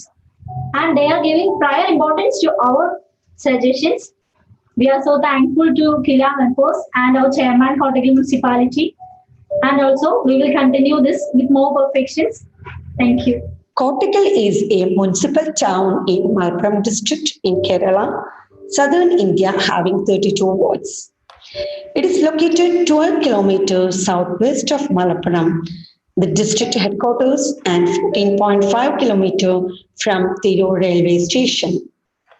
Coming to the statistics, total number of wards are 32. Total population is 48,342. Child population is 16,158, which is about 33% of our total population. Since they hold a big percentage, we did a lot of programs to solve the existing problems faced by the children. The main projects are enhancing the immunization percentage to 100 up to the age of 5 years. Promising child-friendly atmosphere in all our public health institutions and other institutions. Allotting permanent buildings to all Anganwadis that doesn't have a permanent building. Setting parks, stadium and playground for physical and mental well-being of our children. Allotting funds for their overall well-being. Provide opportunities to frame their needs by make them participate on various WhatsApps, working group and special development seminars. Enhancing their English skill by distributing English Malayalam dictionaries to all students. Distributed bicycles to the children to enhance their physical activities. These are given to 3,500 children by allotting 10 lakh rupees. Conducted various football coaching camps. Renovated 5 Anganwadis at Korayur, Palatara, Vulyaparamba, Papai and East Vellore to high-tech model by public contributions.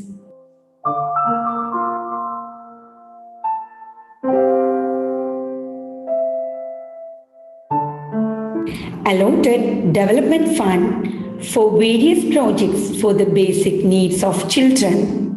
Allotted 1,22,457 in the year of 2016 to 2017.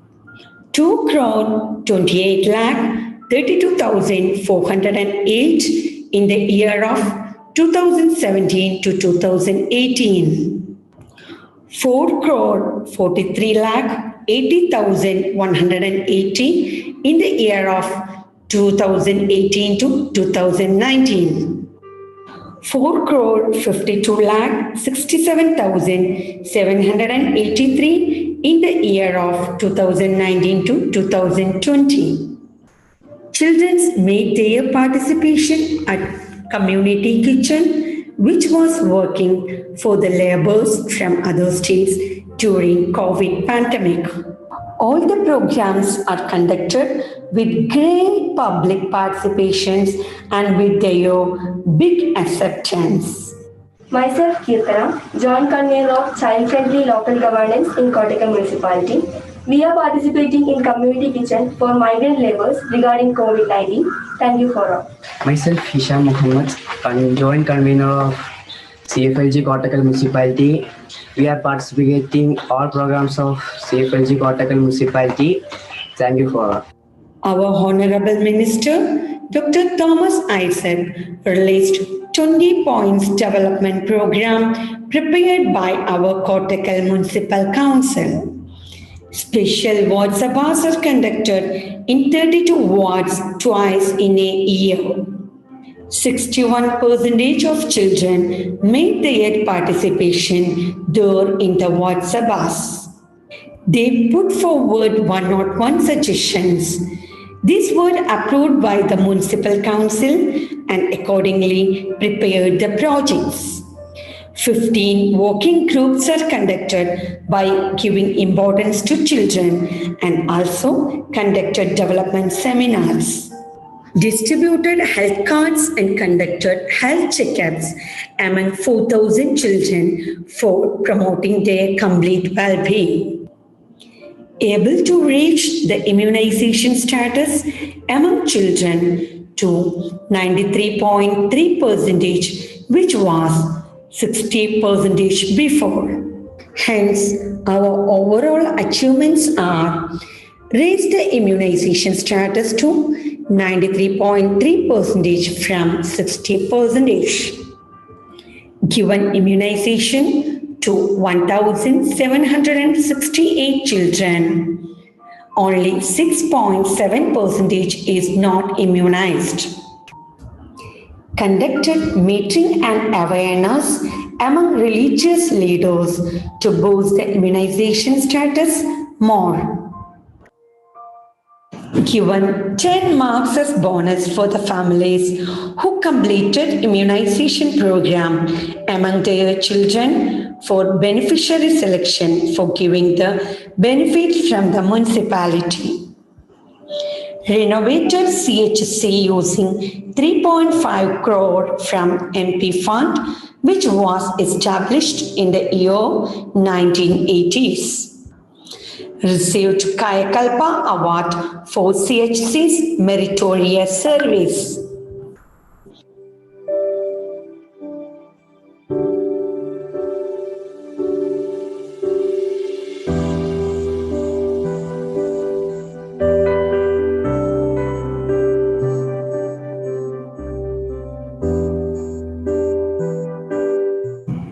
Coming to the future plans of Kottakkal Municipality, activities will be formulated to improve the health and education standard of the children of Kottakkal Municipality. Toilets and urinals will be constructed in schools as required. Children's parks and swimming pools will be set up to enhance sportsmanship. Children will be given the opportunity to make suggestions for the project activities of the municipality. Government agencies and public institutions in the municipality will take necessary steps to make them child-friendly. Thank you all the delegates, Kila Director Dr. Joy Eleman and Dr. M. Peter Raj and other participate in this program. Thanks again giving me opportunity and participated in the webinar. And special thanks to Mr. K.M. Rashid, Kila External Faculty.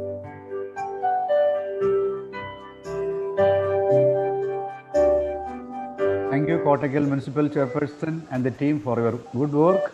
Now we move on to the presentation by District Panchayat Thrissur in Central Kerala. The speciality is how a district is trying to emerge as a child-friendly district with the effective coordination of all the local governments of a given district. So here comes a local government evolving as a district leader, an odd role a district planning committee can play in that affair. So welcome Madam Mary Thomas, District Panchayat President Thrissur and the Chairperson DPC Thrissur.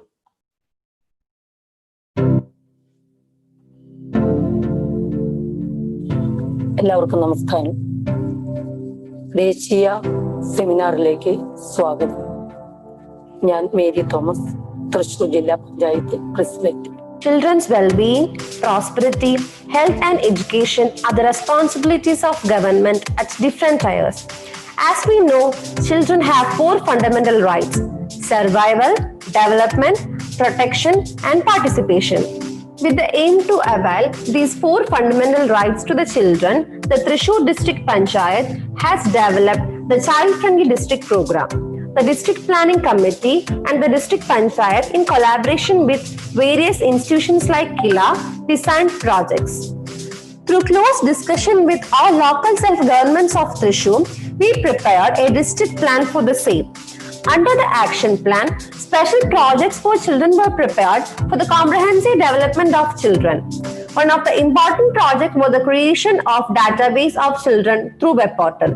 The status of children in the age group between 0 to 18 was collected and compiled. The status of early childhood development, school enrollment, healthy school surrounding, level of child participation, child abuse, etc. can also be understood from 18 indicators provided in the web portal. All the 86 Grama Panchayats, 16 block panchayats, 7 municipalities and 1 corporation actively participated in uploading the data of children through ICT-enabled web portal. The district panchayat as well as other local bodies could make use of the data for planning. Today, at the touch of a finger, data on the conditions of children in Thrissur district is available to us through the web portal. Our first priority was children in the age group between 0 to 3 years. As a part of this, for the first time in Kerala, in collaboration with the LSGs, Social Justice Department and MGNREGS, we were able to complete 200 smart, child-friendly Anganwadis in this time frame. We were able to set up water purifiers and air conditioners in all Anganwadis and schools. The next priority was improving the environmental conditions of schools. Provision of good toilets, distribution of napkins to teenage girls, initiatives to reduce mental trauma in children through psychosocial counseling were some of the programs. The supply of hygienic napkins at schools through vending machines were made cost-effective through local manufacturing of the same through Women's Local Initiative. Vending machine and incinerator were also set up. Through this, we were able to provide a child-friendly, comfortable space in schools to teenage girls. Provision for providing safe drinking water, playing facilities, experimental labs, smart classrooms were set up in every schools.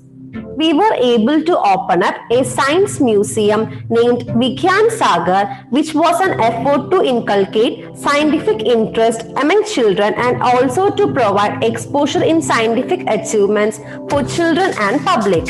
For creating a science-curious community of children, we were setting up science parks in schools.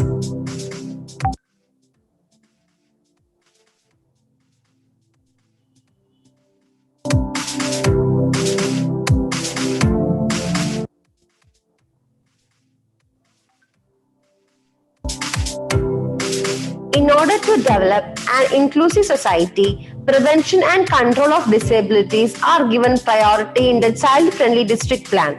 Early identification, detection, diagnosis and intervention services for all children with differential ability is conceived as a major project in Thrissur. For this purpose, a project called Shubhapti or District Disability Resource Center has set up by District Panchayat for detecting mental and physical disabilities in children at an early age and creating a center for their mothers to work independently. The District Panchayat is ensuring scholarship and supply of aids and appliances to children with differential ability. Thrissur District Panchayat is doing very significant initiatives to protect the rights of children. Thrissur District Panchayat has produced IEC material and exhibited in various locations of the district. This is to view public awareness of child friendliness. To ensure the right to participation, Balasabhas are constituted in every local government. Through Balasabhas, programs are being planned to educate children on their rights and responsibilities. Special Grama Sabhas for children are convened in all Grama Panchayats and municipalities. Another major issue faced by children is substance abuse. To prevent this, the schools are declared zeros on prohibiting sale of abusive substance. Thrissur District Panchayat has won the Best District Panchayat in India of the Ministry of Panchayat Raj, Government of India. Achievements of Thrissur District Panchayat: increased child sex ratio from 950 to 968. Specific intervention in malnutrition children, improving their status. early intervention to identify the disability in children by conducting medical camps, mobilization of society about child-friendly concept, future plans of Thrissur District Panchayat, completion of DDRC, updation of web portal every year, upgradation of all Anganwadis by implanting air conditioners and water purifiers, strengthening of special Grama Sabha for children, formation and strengthening of Jagrata Samiti for protection of children, reversing sex ratio. സമയത്തിന്റെ പരിമിതി ഉണ്ടെങ്കിൽ പോലും വളരെ കുറച്ച് കാര്യങ്ങൾ നിങ്ങളുമായി പങ്കുവയ്ക്കാൻ കഴിഞ്ഞിട്ടുള്ള സന്തോഷം പ്രകടിപ്പിച്ചുകൊണ്ട് ഇതിനുള്ള ഒരു അവസരം ഒരുക്കിയിട്ടുള്ള കിലയ്ക്കും അനുബന്ധ സ്ഥാപനങ്ങൾക്കുമെല്ലാം തൃശൂർ ജില്ലാ പഞ്ചായത്തിന്റെ പേരിലുള്ള നന്ദിയും കടപ്പാടും അറിയിച്ചുകൊണ്ട് ഞാൻ വാക്കുകൾ അവസാനിപ്പിക്കുന്നു. എല്ലാവർക്കും നന്ദി.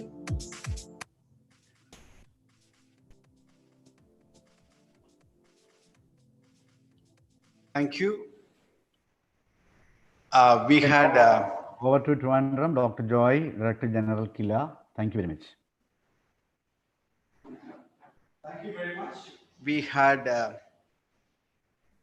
eminent 7 presentations, and now we are going to hear from 3 panelists who are going to reflect on the presentation made by 5 Gram Panchayats and 1 municipality, and finally the Thrissur District Panchayat. Let me now invite Srimati Shobha Koshi, former chairperson of Kerala State Commission for Protection of Child Rights. Mrs. Shobha Koshi. Good afternoon. May I first thank Kila and the other organizers for inviting me and giving me this chance to hear first hand about the work that is being done by the local self-government initiative, the child-friendly local panchayat initiative. I have been in some ways a fellow traveler of this initiative way back from 2015. And I have seen it grow till not only during my tenure up to 2018, but I have even followed it thereafter, being part of a WhatsApp group. And it is one of the groups whose activities I follow diligently every day. By 2017, when the rest of the country woke up to the idea of child-friendly local governance, and the National Commission invited all the commissions to participate and sent to us their parameters or indicators and their idea of what the child-friendly local governance initiative should be, I was forced to tell them that Kerala had moved ahead and that our indicators were far more comprehensive and our benchmarks much higher. So I requested that we may be allowed to continue to be a kind of a support to this initiative rather than participate in the All India initiative. Now, having said that, why is this one particular initiative of particular interest and to me? It is because of that this particular initiative, it reflects the voice of the community.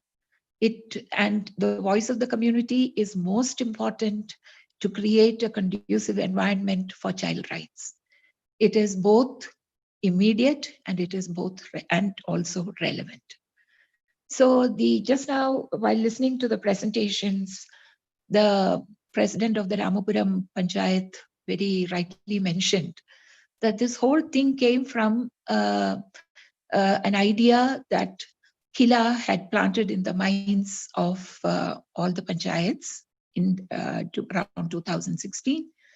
And what is really interesting is that not only has the funds been utilized, I mean, people became aware that 5% of the funds can be used for the use of children. But more important than that, as we have seen in the presentation, is the absolute creativity that has gone into issues, into creating projects on issues on which the community or the panchayat focused.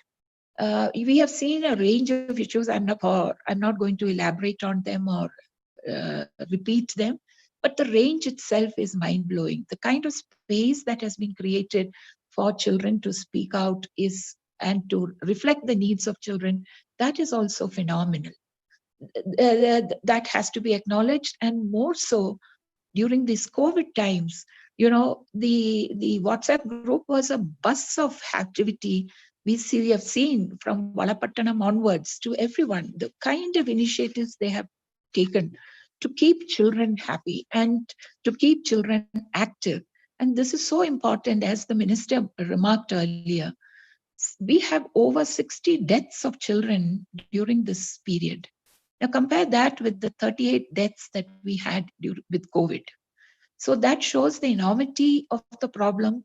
And so the kind of initiatives taken through the child-friendly local governance initiative is really very good.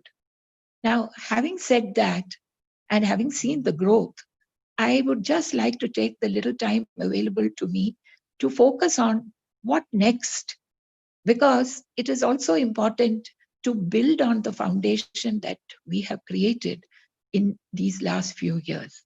I would just like to, I've gone back to the 20 indicators that were taken at the time of the start of the initiative, and I'm just going to flag 4 issues.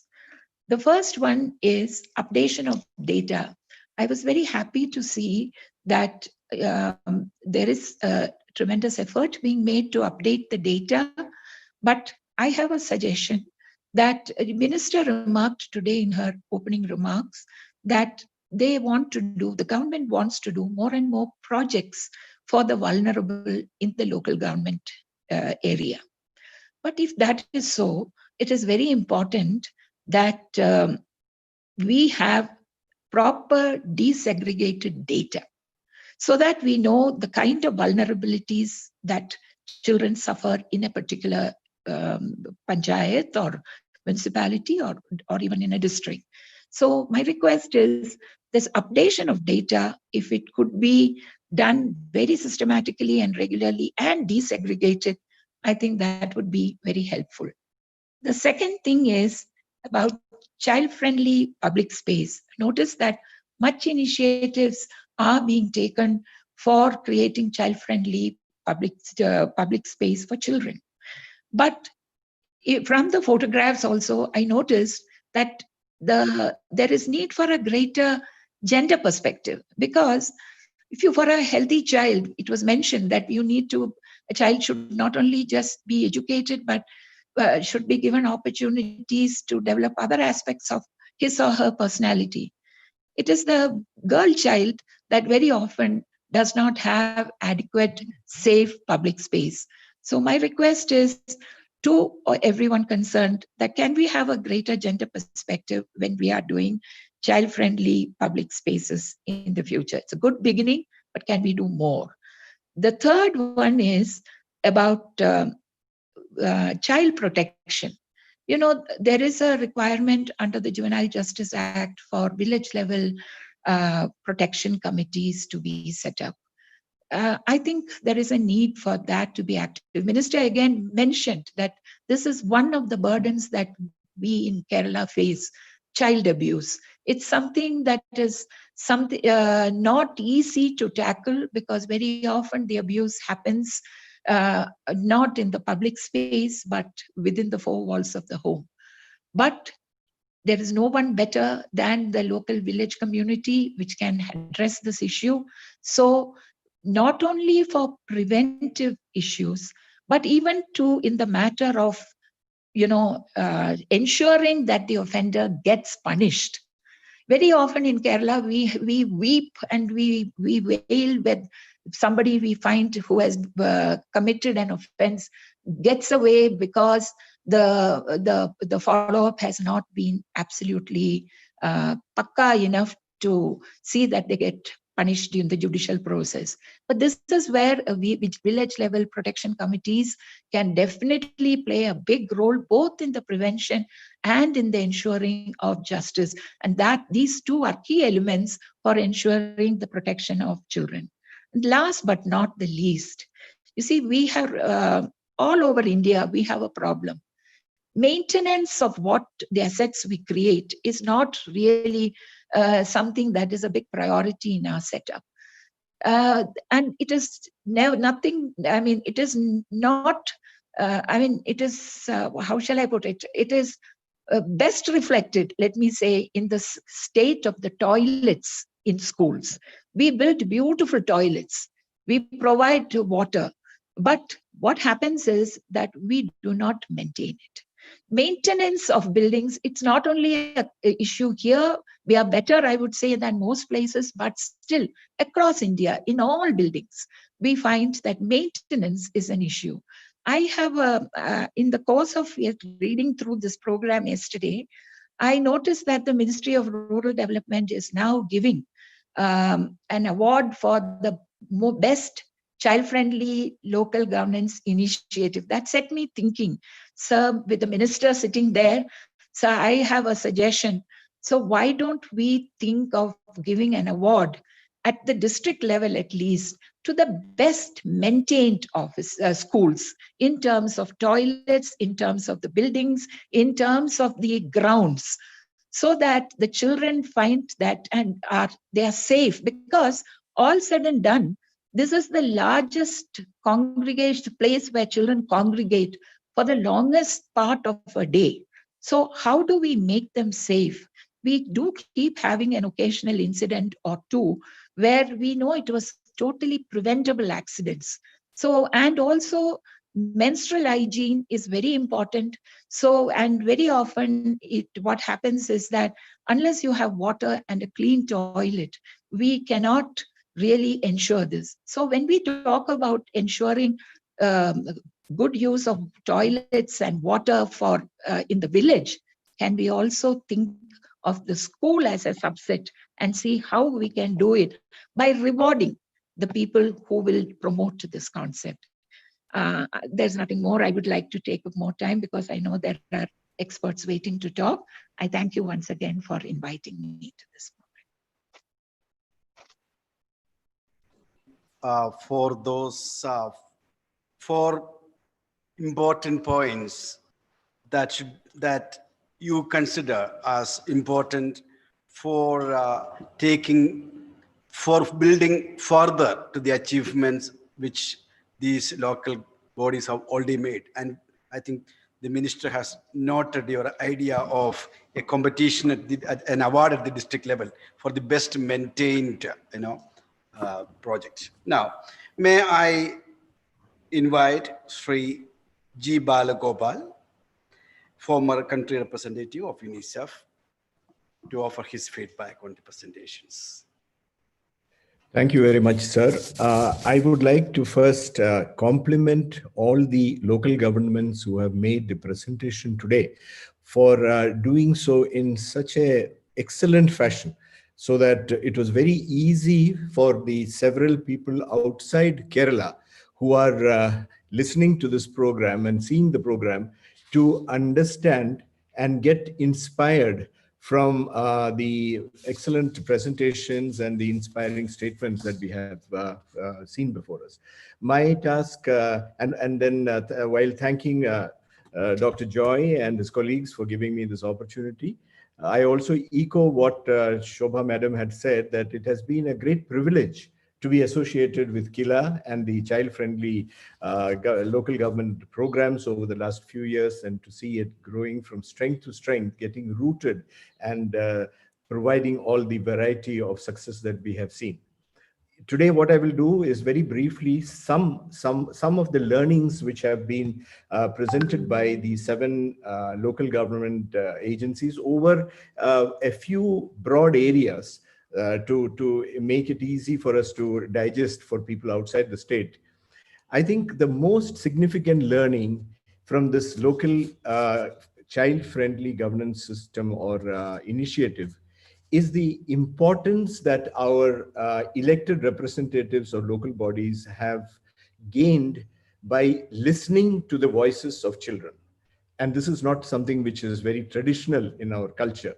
But through the Bala Sabhas and the work done at the very grassroots level, the voices of children were heard, they were taken into account in the planning process, which, as we all know, in Kerala it's been a unique strength of planning at the grassroots level.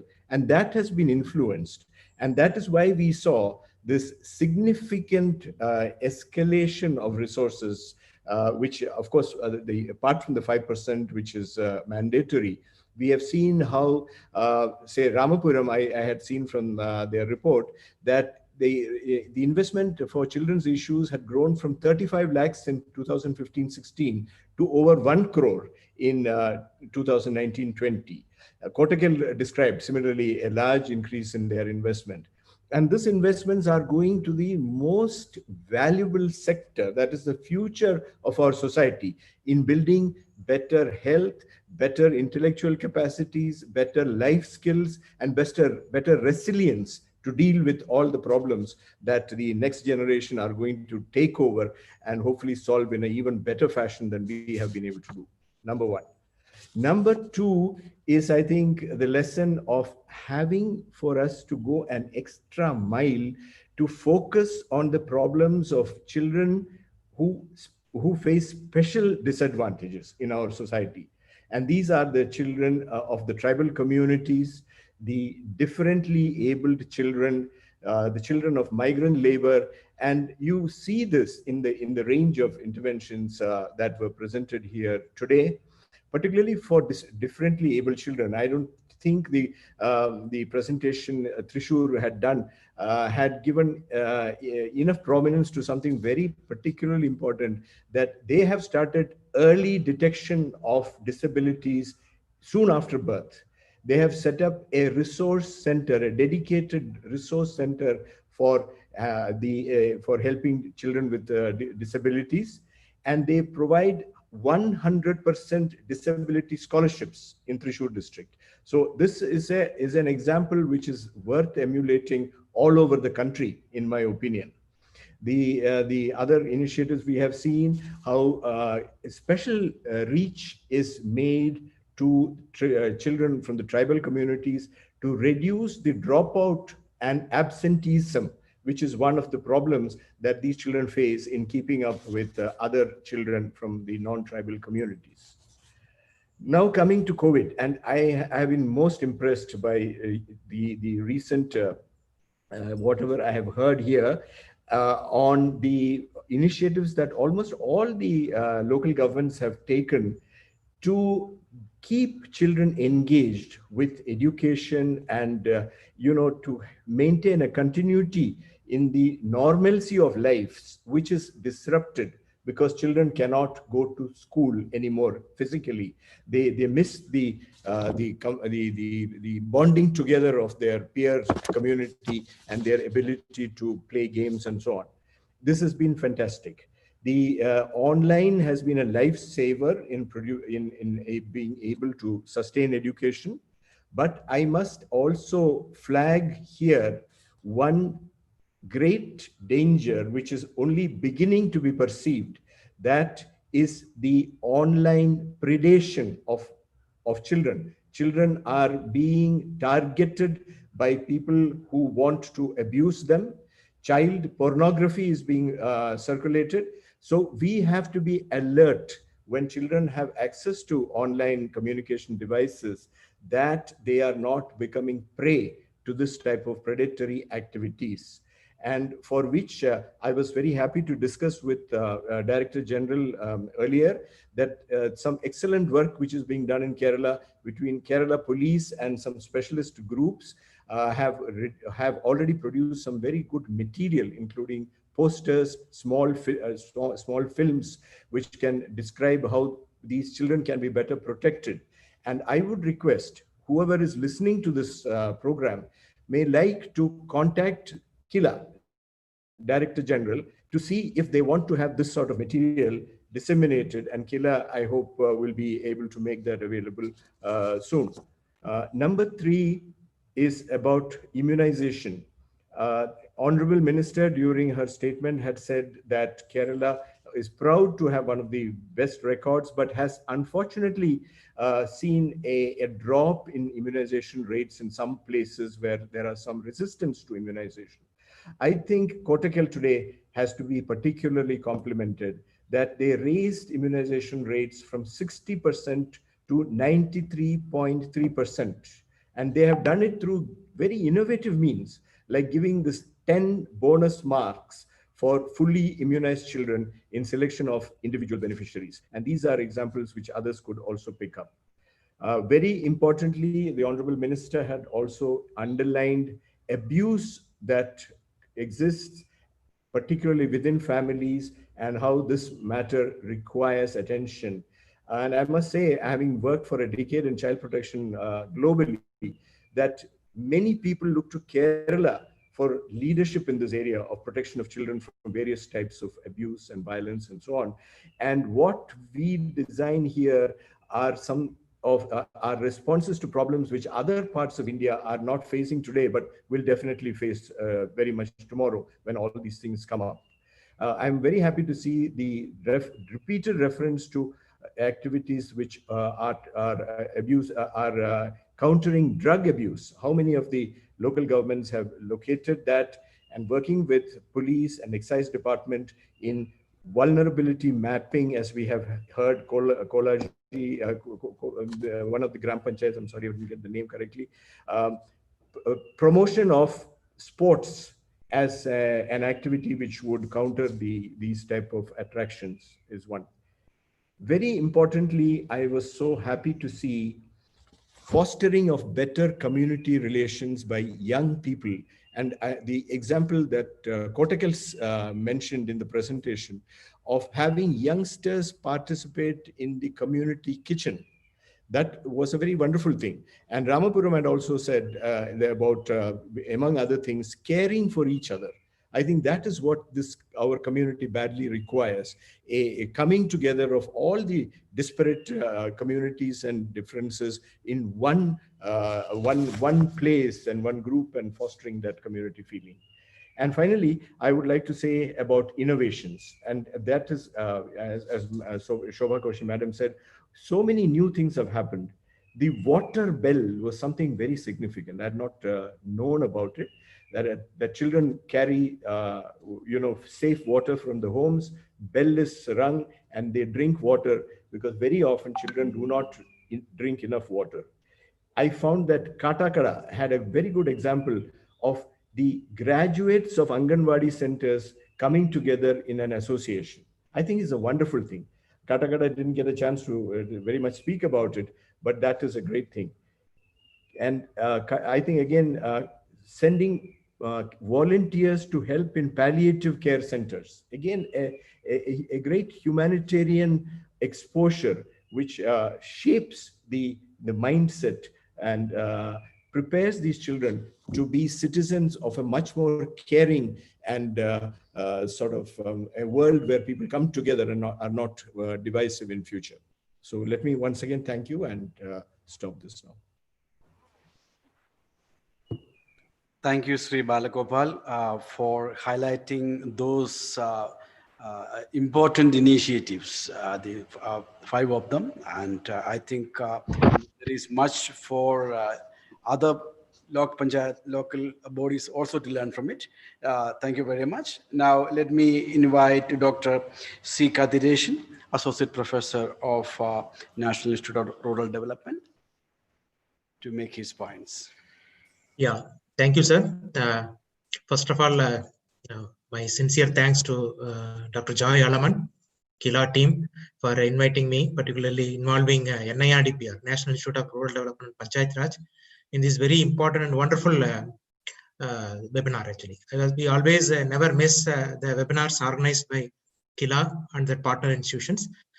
This particular webinar is very unique for us because we never undertake this type of very intensive and very focused subject in a national level actually. Though this is a very important subject, there are other important subjects we always overpower this thing, and we will give very least importance and other thing, and it has become in the list of 7th or 8th in our activity, something like that. When he called yesterday and day first day when you are talking about this particular thing, I readily agreed to be a part of this webinar, because each and every, always the Gram Panchayats are learning ground for us, particularly Kerala Gram Panchayats. They're doing very wonderful work actually.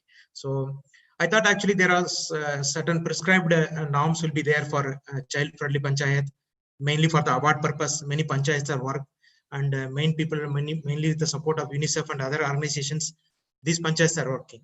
But after listening each and every this 5 Gram Panchayat and the Kottakkal municipality and also the district panchayat Thrissur, I understood that they are really involved. Actually, they are really involved in deep into the subject, and the panchayat leadership on all 3 levels. So it is showing very clearly here.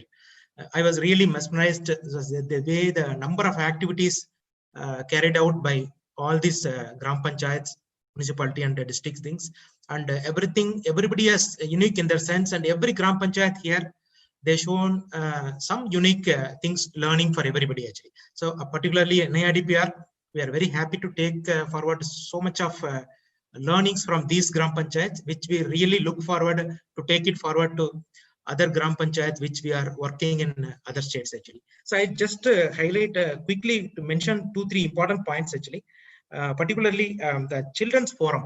I found it's very unique, and involvement of creating a very beautiful children's library in the Gram Panchayat library, and creating child awareness and child rights and awareness and other thing in the form of Unarvu, the RISE program, which Balapatnam Gram Panchayat Kannur was very unique for me actually. In case of Peravur Kannur, I thought actually there are 2 important things which was very unique compared to other 2 other panchayats actually, which is like giving much importance to sports, physical activity, keeping them away from mobile phone addiction. This is a need of the hour actually. So I think 80% of the children in the Gram Panchayat, we know that very well. They're really addicted everywhere. They're not moving out to meet their friends and other thing also. So this giving much importance early morning and the 7 o'clock in the sports activity and other thing, and giving importance that cultivating the organic vegetable in the school level. So which give them the responsibility and their sense of pride they're creating among the children actually. We have to salute this leadership from Peravur actually. And in case of Kolali Gram Panchayat, what I saw is unique thing is there is a 40% allotment of the fund, which is never I heard about this thing, particularly for the children, focusing on children and integrating it part of their planning exercise, DPDP, which was very unique for that. Apart from that, they have done wonderful job like a smart classroom and other things like that. And the Ramapuram GP, which they repeatedly mentioned 2-3 times, the president mentioned that Kila has given a very clear-cut guidelines, the way it has to be implemented. I think they very strictly they made a planning and they succeeded actually. The way of survival, development, security and participation, this was very unique. And particularly I was very very happy to note the things they are repeatedly mentioning that they are conducting a 3 days workshop, which is very interesting and which is a need very much needed for all the Gram Panchayat. When you wanted to bring all the children under one umbrella, maybe different wards from different schools, something this type of 3 days workshop will really create a real long-term impact. It's a lifetime opportunity for the children actually. It creates the leadership things and how they should be a part of the local government process. This I found very unique actually. And Katakada Gram Panchayat in Thiruvananthapuram, the nutritional food, the Anganwadis are providing very high-tech nutritional food thing, and the palliative care. And my earlier panelist sir also was mentioning that special importance to the disabled people and the other thing, and what are the efforts the panchayat is making. This thing is very important, and also the children's parliament actually. This is a very unique thing. And Kottakkal municipality, of course, many times we used to see in the newspaper also the community kitchen concept and the students' health cards, which is the very first time they introduced this model exclusively by a municipality. And Thrissur actually as a whole district has adopted, and they are very serious about creating a lot of children's parks science museum, science parks, and all the things were very unique for me actually. It was a very good learning for us to take forward this thing actually. So I think we know that we always take Kerala as a model and example to take it forward, that how they achieved the panchayat. Panchayat are the main leaders in creating the change process in the whole country and other thing like that. Particularly, we always believe that the convergence and collective action, which in terms of taking into the planning exercise GPDP, is going to work everywhere. So though in 2018, the Government of India, Ministry of Panchayat Raj, they put the new guidelines of GPDP, Gram Panchayat Development Plan. An exclusive section is there in the guidelines where they are repeatedly saying that like woman-centric development and also the child-friendly Gram Panchayat should be the. We had an opportunity to work with UNICEF also very shortly in few Gram Panchayat in Punjab and other areas. So everywhere we are trying to teach this aspect, something like that. So the GPDP is going to be a main carrier, and the way we take the NIRDP are taking GPDP as a main vehicle for change, something where child-friendly Gram Panchayat also is becoming a very important component now. It is a very right time for us that all the learnings from this webinar and other things, we will definitely be taking it to the part of our GPDP programs, and we would like to work very closely with Kila also to take this as a model. This thing is one important point. What not much importance was given in Kerala. This presentation is particularly on Poshan Abhiyan, actually, regarding nutritional issues and also WASH and other programs. Maybe they touched everywhere, but other than that, the leadership things were very unique, and it was very highlighting in all the Gram Panchayats. And there should be some things where we'll get a lot of support from Government of India also on nutritional aspects, improving the nutritional aspects, creating horticulture-based kitchen gardens, where I think Kudumbashree is already supporting in all the schools. They're creating these models, I think. Otherwise, in the overall, it was a unique learning experience. And thank you for giving me this opportunity. Thank you. Yeah, thank you, Dr. Kadreshan. I think from the three panelists, it is evident that all of them are highly impressed by your performance and what you have presented, and no amount or any amount of compliments may not be an excess. I just want to add one important point which I felt is that what Dr. Sri Balgopal said, the importance of the voice of children being heard. Sitting here, I was thinking that when you are willing to listen to children, you belong to a generation of what is called a no generation, because your parents never ever wanted to listen from you. That is a different time altogether. That generation is making a paradigm shift. That is something very important. Some of you got the awards, and I am very sure others, for the others, it's a matter of time. So now I would like to, our Honorable Finance Minister is here. I would like to invite him for a brief interaction with you, and over to Professor Dr. Thomas Isaac. I want to raise 4 questions, and you can answer them, respond in Malayalam, doesn't matter. Joseph should translate it. 4 ചോദ്യങ്ങൾ ചോദിക്കാൻ ഉദ്ദേശിക്കുകയാണ്. അത് കൃത്യമായിട്ട് മലയാളത്തിൽ പറഞ്ഞാലും കുഴപ്പമില്ല. First is regarding the vulnerability mapping. Kolari Panchayat, I think, referred to it. I would like to know, how did you do the vulnerability mapping and what were the findings? Kolari Panchayat, ഈ vulnerability mapping നടത്തിയായിട്ട് പറഞ്ഞു. അതെങ്ങനെയാണ് ചെയ്തതെന്ന് എനിക്ക് അറിയാനായിട്ട് താല്പര്യമുണ്ട്. Second is regarding the migrant children. I think Peravur or Valavatnam had even a slide on them, but I didn't get to know what exactly you did for that. What was the project for the migrant children? എന്താണ് ഈ migrant ചിൽഡ്രന് വേണ്ടി ചെയ്തത്? ആ project എന്തായിരുന്നു എന്നറിയാൻ എനിക്ക് താല്പര്യമുണ്ട്. And മൂന്നാമത്തത് is to Trichu.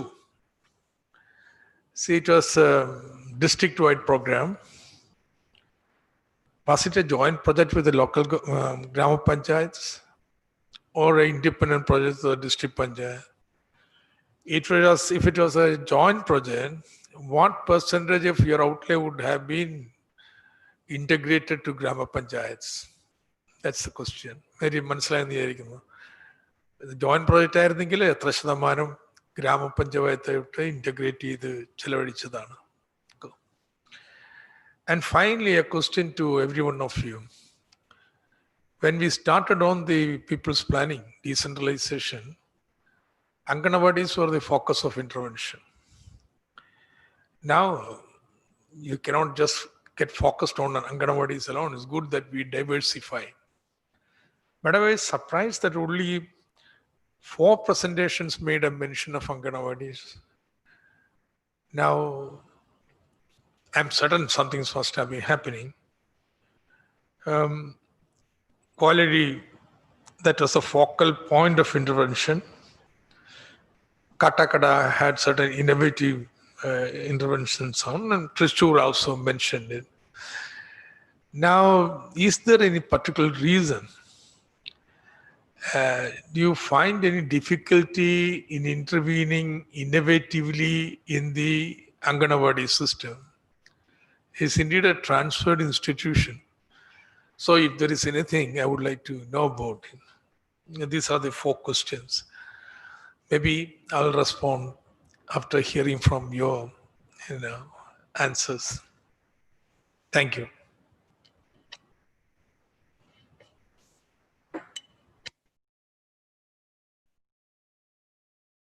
കോലഴി ആദ്യത്തെ ചോദ്യം എല്ലാവർക്കും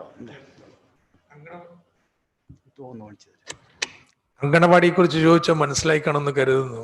നമ്മൾ തുടങ്ങിയപ്പോൾ എല്ലാവരും കുട്ടികളുടെ എന്ന് പറഞ്ഞാൽ അങ്കണവാടിയാണ്. പക്ഷെ ഇപ്പൊ മാറിയിട്ടുണ്ട്. 4 പേര് മാത്രമേ പരാമർശിച്ച് കണ്ടുള്ളൂ. കോലഴിക്ക് വളരെ പ്രാധാന്യത്തോടെയുണ്ട്. എൻ്റെ ചോദ്യം, എന്തെങ്കിലും തടസ്സങ്ങളുണ്ടോ നൂതനമായ രീതിയിൽ അങ്കണവാടിയിൽ ഇടപെടുന്നതിന് വേണ്ടിയിട്ട്? അങ്ങനെ വല്ലതും ഉണ്ടായതുകൊണ്ടാണോ ഇത് പുറകോട്ട് പോയിട്ടുള്ളത്? അല്ല പ്രസന്റേഷന് വിട്ടുപോയതാണോ? എല്ലാ ഗ്രാമപഞ്ചായത്തുകളും അങ്കണവാടിയുടെ ഫീഡിങ്ങിനും മറ്റും മാൻഡേറ്ററി ആയിട്ട് പണം നീക്കി വെക്കാൻ നിർബന്ധിതരാണ്. സോ അത് ആ ബന്ധമുണ്ട്. പക്ഷെ 3 പഞ്ചായത്തുകൾ മാത്രമേ എന്തെങ്കിലും നൂതനമായ രീതിയിൽ അങ്കണവാടിയിൽ ഇടപെടുന്നതായിട്ട് പരാമർശിക്കുകയുണ്ടായുള്ളൂ. അതാണ് അവസാനം പറഞ്ഞത്. ഓക്കെ.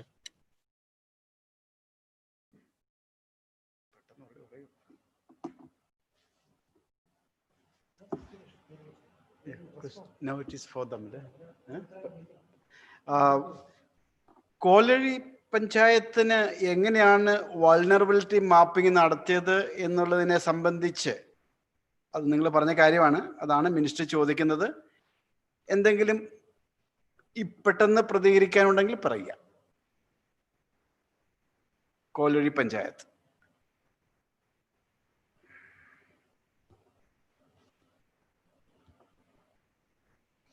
അല്ലെങ്കിൽ നമുക്ക് വളപട്ടണം തുടങ്ങാം. കോലഴി റെഡിയാണോ? കോലഴി റെഡിയാണോ? Kolari is having some connectivity issues.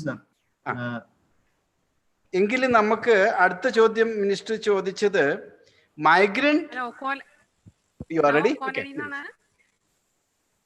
Hello. Ya Kolazhi. Ya പറഞ്ഞാട്ടെ.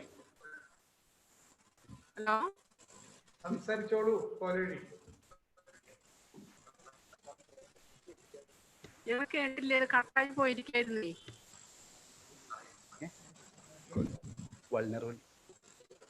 ചോദ്യം ഒന്നുകൂടി പറയോ? കട്ടായിരിക്കായിരുന്നു.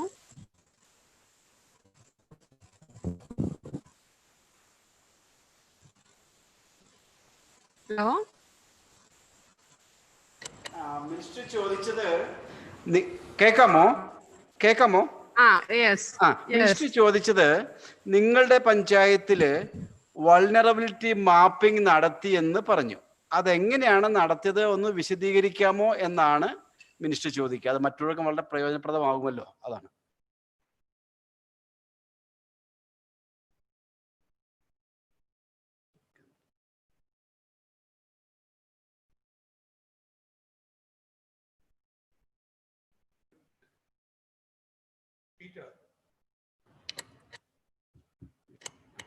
ഹലോ പീറ്റർ, കില ഈ വൾനറബിലിറ്റി മാപ്പിന് ഏതെങ്കിലും മോഡൽ കൊടുത്തിരുന്നിട്ടുണ്ടോ?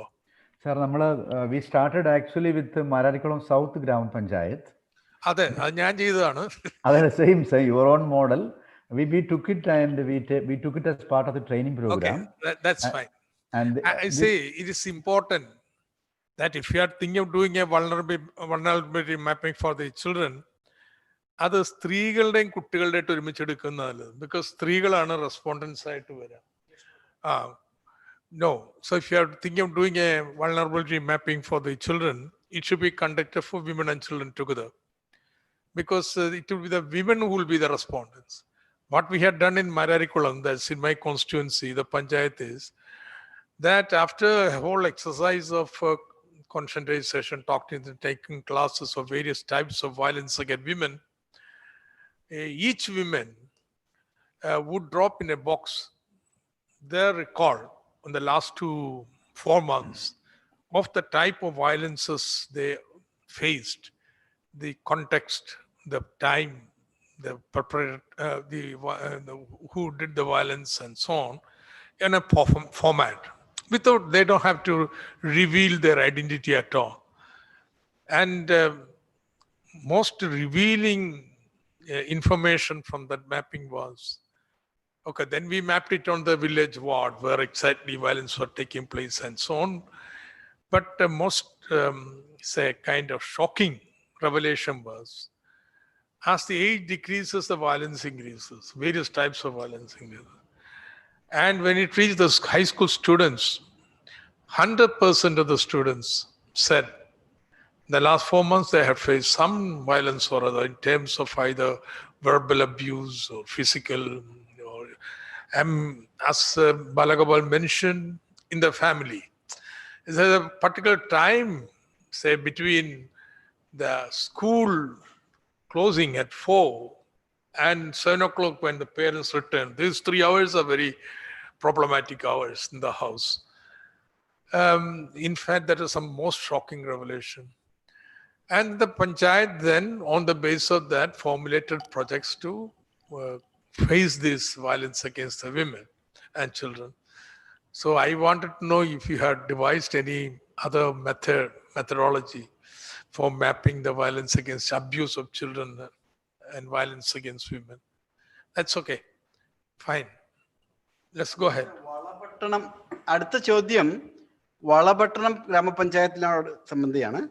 നിങ്ങൾ പറഞ്ഞു മൈഗ്രന്റ് കുട്ടികൾക്ക് വേണ്ടിയിട്ട്, മൈഗ്രൻസിന്റെ കുട്ടികൾക്ക് വേണ്ടിയിട്ട് ചില പ്രോഗ്രാംസ് നടത്തിയെന്ന് പറഞ്ഞു. അതെന്താണ്, ഒന്ന് വിശദീകരിക്കാമോ? അതാണ് മിനിസ്റ്റർ ചോദിച്ചേക്കുന്നത്.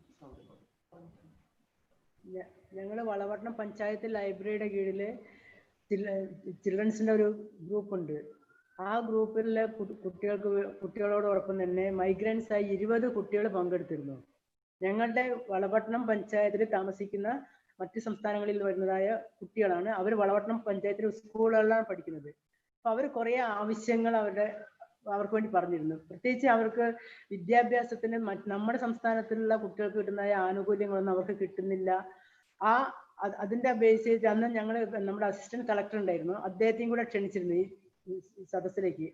അദ്ദേഹത്തിന് മുമ്പിൽ തന്നെ ആ വന്ന കുട്ടികളിൽ നിന്ന് ഒരു തുളസി എന്ന് പറഞ്ഞൊരു കുട്ടി വളരെ നന്നായിട്ട് പ്രസന്റ് ചെയ്തു. അതായത് അവർ നന്നായിട്ട് പഠിക്കണമെന്നുണ്ട്, പക്ഷെ നമ്മുടെ സ്റ്റേറ്റിൽ നിന്ന് നമ്മുടെ കുട്ടികൾക്ക് കിട്ടുന്ന ആനുകൂല്യങ്ങൾ അത്തരം കുട്ടികൾക്ക് കിട്ടുന്നില്ല.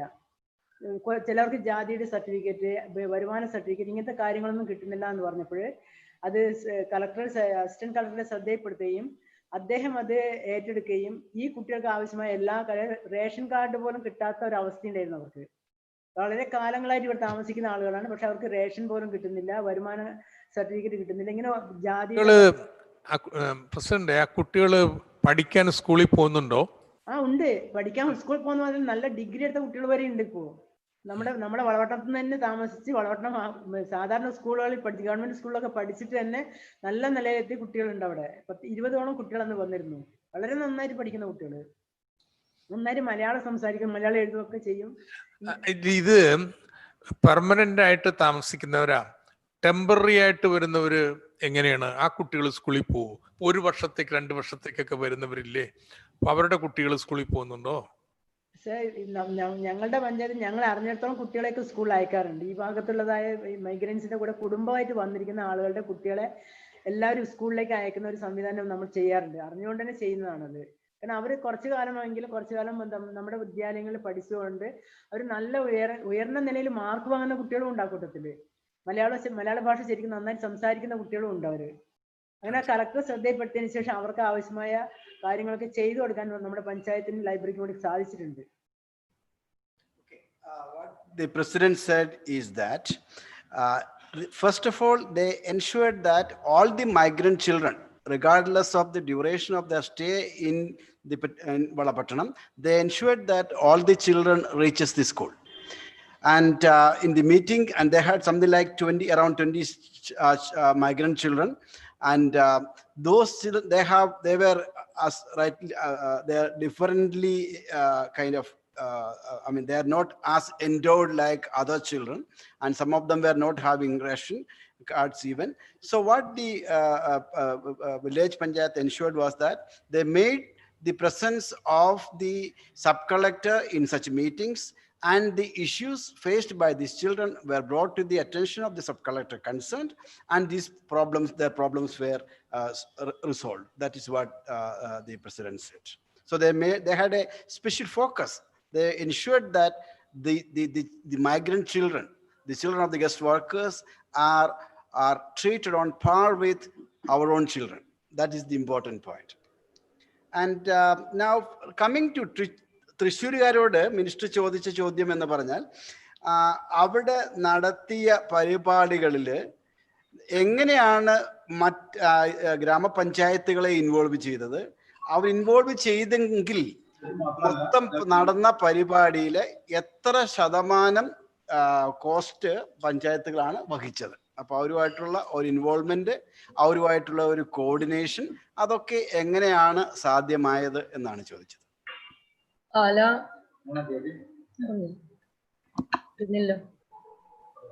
ബാലസൗഹൃദ ജില്ലയുടെ പ്രോജക്റ്റ് ഞങ്ങളൊരു കേൾക്കാമോ? കേൾക്കാം. ബാലസൗഹൃദ ജില്ലയുടെ പ്രോജക്റ്റ് ഞങ്ങൾ എടുത്തത് ജില്ലാ പദ്ധതി ആയിട്ടാണ് എടുത്തത്. ഇപ്പൊ ജില്ലാ പദ്ധതി എന്ന് പറയുമ്പോൾ DPCക്കാണ് അതിന്റെ കോർഡിനേഷന്റെ ഒരു ചുമതലയുള്ളത്.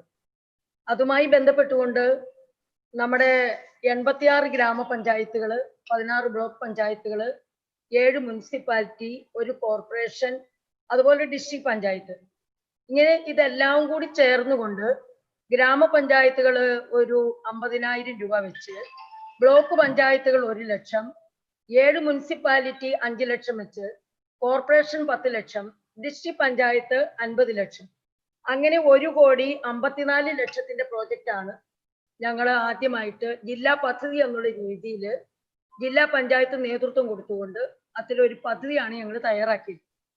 അതിന്റെ ഭാഗമായിട്ട് ഞങ്ങൾ ആദ്യമായി ചെയ്തത്, district panchayat urged all the local self-government institutions to create a working group for child-friendly group. We created a performa with the help of experts to find out the statistics which found out the problems facing the children. Then district panchayat requested to form a Balasabha to all local self-governments. Working group discussed this matter in detail, and according to the resolution created in discussions, the working group formed the project Child Friendly District. District Planning Committee DPC approved this project and requested all LSGs to cooperate with district panchayat to implement the above child friendly district. അതിന്റെ ഭാഗമായിട്ടുള്ള പദ്ധതികൾ നമ്മുടെ ഗ്രാമപഞ്ചായത്ത് അതുപോലെ എല്ലാ നമ്മുടെ local ബോഡീസിലും അതിന്റെ ഭാഗമായിട്ടുള്ള പദ്ധതികൾ ആവിഷ്കരിച്ച് നടപ്പാക്കി. ആദ്യമായിട്ട് ഞങ്ങൾ നടത്തിയത് ഒരു വെബ് പോർട്ടൽ തയ്യാറാക്കുക എന്നുള്ളതായിരുന്നു. അപ്പൊ നമ്മുടെ ഈ ലോക്കൽ സെൽഫ് ഗവൺമെന്റുകളുമായി ബന്ധപ്പെട്ടുകൊണ്ട് അതാത് ലോക്കൽ ബോഡീസിലുള്ള കുട്ടികളെ 0 മുതൽ 18 വയസ്സ് വരെ പ്രായമായിട്ടുള്ള കുട്ടികൾ ഉൾപ്പെടുത്തിക്കൊണ്ടുള്ള ഒരു വെബ് പോർട്ടൽ, ആ വെബ് പോർട്ടല് നമ്മുടെ ഗവൺമെന്റ് എഞ്ചിനീയറിംഗ് കോളേജിലെ സ്റ്റുഡൻസിന്റെയും ഒപ്പം കിളിയുടെയും സഹായത്തില് പ്രസന്റ് സ്റ്റാറ്റസ്, നമ്മുടെ കുട്ടികളെ കുറിച്ചുള്ള പ്രസന്റ് സ്റ്റാറ്റസ് എടുക്കുകയും അതിനുശേഷം എന്ത് പ്രവർത്തനങ്ങളാണ് മുന്നോട്ട് കൊണ്ടുപോകുന്നതിനെ കുറിച്ചിട്ട് വീണ്ടും കർമ്മസമിതികൾ കൂടി തീരുമാനിക്കുകയുണ്ടായി. അതിന്റെ ഭാഗമായിട്ടാണ് ഏറ്റവും ചെറിയ കുഞ്ഞുങ്ങൾ, അതായത് 0 മുതൽ 3 വരെ പ്രായമായിട്ടുള്ള കുട്ടികളിൽ ഉണ്ടാകുന്ന ചെറിയ വൈകല്യങ്ങൾ കണ്ടുപിടിക്കാനും ഏർലി ഡിറ്റക്ഷൻ നടത്തുന്നതിനുള്ള ക്യാമ്പുകൾ. അത് 16 ബ്ലോക്ക് പഞ്ചായത്തുകളുടെ നേതൃത്വത്തിൽ നമ്മുടെ ലോക്കൽ ബോഡീസിന്റെ ഭാഗമായിരുന്ന കുട്ടികളെയൊക്കെ പങ്കെടുപ്പിച്ചുകൊണ്ട് ഇയർലി ഡിറ്റക്ഷൻ ക്യാമ്പുകൾ നിങ്ങൾ സംഘടിപ്പിക്കുകയുണ്ടായി. പിന്നെ അതുപോലെ തന്നെ നമ്മുടെ അംഗൻവാടികൾ ഒരുപക്ഷെ തൃശ്ശൂർ ജില്ലാ പഞ്ചായത്ത് ആയിരിക്കും ദേശീയ ഗ്രാമീണ തൊഴിലുറപ്പ് പദ്ധതിയെയും സാമൂഹ്യക്ഷേമ ബോർഡ് വകുപ്പിന്റെയും ജില്ലാ പഞ്ചായത്തിന്റെ സഹകരണത്തോടുകൂടി 168 അംഗൻവാടികൾ, അത് ബാലസൗഹൃദമായിട്ടുള്ള അംഗൻവാടികൾ നമുക്ക് ഈ 5 വർഷക്കാലം കൊണ്ട് പണിതു കൊടുക്കാൻ കഴിഞ്ഞു. ഒപ്പം പഞ്ചായത്തുകളും അതുപോലെ തന്നെ മറ്റ് തദ്ദേശ സ്വയംഭരണ സ്ഥാപനങ്ങളും മെമ്പർമാരും ഒക്കെ അവരുടെ തനതായ ഫണ്ട് ഉപയോഗിച്ചുകൊണ്ടും ധാരാളം അംഗൻവാടികൾ പണിയുകയുണ്ടായി. അംഗൻവാടികൾ കുട്ടികൾക്ക് നല്ല കുടിവെള്ളം എത്തിക്കുന്നതിന് വേണ്ടിയിട്ട്, അതുപോലെ അവർക്ക് ശീതീകരണ സംവിധാനങ്ങൾ ഒരുക്കുന്ന കാര്യത്തിൽ, അതിന്റെ ഭൗതിക സാഹചര്യങ്ങൾ മെച്ചപ്പെടുന്ന കാര്യത്തിലൊക്കെ കോടിക്കണക്കിന് രൂപയാണ് നമ്മുടെ ജില്ലാ പഞ്ചായത്തും മറ്റ് തദ്ദേശ സ്വയംഭരണ സ്ഥാപനങ്ങളും ആ മേഖലയിൽ മുടക്കിയിട്ടുള്ളത്. അതുപോലെ എന്തോ ചുരുക്കട്ടോ, പ്രൊജക്ട് മുഴുവൻ വായിക്കില്ലേ? Yeah, say that's very good. This is precisely the message I wanted to convey by asking you this question. See, we have to move now to more greater integrated, area integrated projects at district level and so on. See, our interventions to have a big impact must be coordinated. So the district panchayats, in fact, should initiate, say, district-wide projects like the one you have you are now explaining, which everybody will join in certain common features. But then suppose a panchayat wants to go further and make it of a model Kuttigalda Sauhrada panchayat, then they would have the freedom to do that. This kind of integration is what we have to move ahead in future. So that's very good what you have done. But before we move, I want to ask one question. നമ്മുടെ കാട്ടക്കട, ഈ കാട്ടക്കടയിൽ നിങ്ങൾ പറഞ്ഞു അങ്കണവാടിയുടെ പൂർവ്വ വിദ്യാർത്ഥി സംഘം ഉണ്ടാക്കിയിട്ടുണ്ടെന്ന്. എത്ര അങ്കണവാടിക്ക് ഇങ്ങനത്തെ സംഘം ഉണ്ടാക്കാൻ കഴിഞ്ഞിട്ടുണ്ട്? അത് പ്രവർത്തിക്കുന്നുണ്ടോ? അല്ലെങ്കിൽ ഒരു യോഗം മാത്രമാണോ? അല്ലെങ്കിൽ തുടർച്ചയായിട്ട് കൂടുന്നുണ്ടോ? സർ പറയട്ടെ. കാട്ടാട ഗ്രാമപഞ്ചായത്തില് 14 അംഗനവാടികൾക്കാണ് പൂർവ്വ വിദ്യാർത്ഥി സംഗമം ഉള്ളത്. അതിൽ ഓരോ സംഘവും അവരുടേതായ ഫണ്ട് ഉപയോഗിച്ച് ഓഡിറ്റോറിയങ്ങൾ, ചെറിയ ചെറിയ ഓഡിറ്റോറിയങ്ങൾ,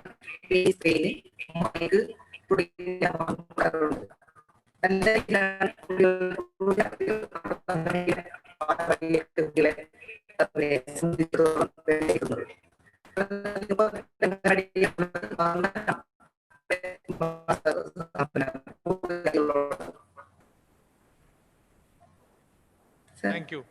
Now, ഒരു ചോദ്യം നമ്മുടെ പെരാവൂർ പ്രസിഡന്റ് കണ്ടിട്ട് ഒരു വോളിബോൾ പ്ലെയർ ആണെന്ന് തോന്നുന്നു. ആണോ? ആണ്. സ്പോർട്സ് ആണോ നിങ്ങളുടെ ഏറ്റവും പ്രധാനപ്പെട്ട ഇന്റർവെൻഷൻ മേഖല? അതെ. Very good. ഇപ്പൊ ഫുട്ബോളും വോളിബോളും പിന്നെ വോളിബോൾ പ്ലെയർ നമ്മുടെ ജിമ്മി ജോർജിന്റെ നാടാണ് പേരാർ പഞ്ചായത്ത്. അതുകൊണ്ട് തന്നെ ജിമ്മി ജോർജ് സ്റ്റേഡിയത്തിൽ വെച്ചിട്ടാണ് അവർക്ക് നമ്മൾ ട്രെയിനിങ് കൊടുത്തുകൊണ്ടിരിക്കുന്നത്. അതുപോലെ വോളിബോള്, കളരി, യോഗ, നീന്തൽ പരിശീലനം ഇതെല്ലാം കുട്ടികൾക്ക് നൽകി വരികയാണ്.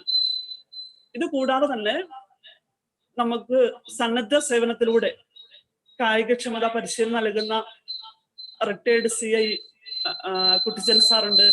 അവരുടെ നേതൃത്വത്തിൽ ഒരു 128ഓളം കുട്ടികൾക്ക് സ്ഥിരമായിട്ട് പരിശീലനം നൽകി ഒരുപാട് കുട്ടികളെ അവരുടെ കായിക ശേഷി വർദ്ധിപ്പിക്കുന്നതിനും അവർക്ക് സൈന്യത്തിലേക്ക്, മിലിറ്ററിയിലേക്ക്, അതോടൊപ്പം എക്സൈസിലേക്ക്, പോലീസിലേക്ക് എല്ലാം സെലക്ട് ചെയ്യാൻ വേണ്ടി സാധിക്കുകയാണ്. പിന്നെ ആർച്ചറി, ഇതെല്ലാം നമ്മുടെ മേഖലയിൽ എല്ലാ മേഖലയിലും കായിക ശേഷി വളർത്തിയെടുക്കുവാൻ വേണ്ട സാഹചര്യം പെരാർ പഞ്ചായത്തില് ഇന്ന് നിലവിലുണ്ട്.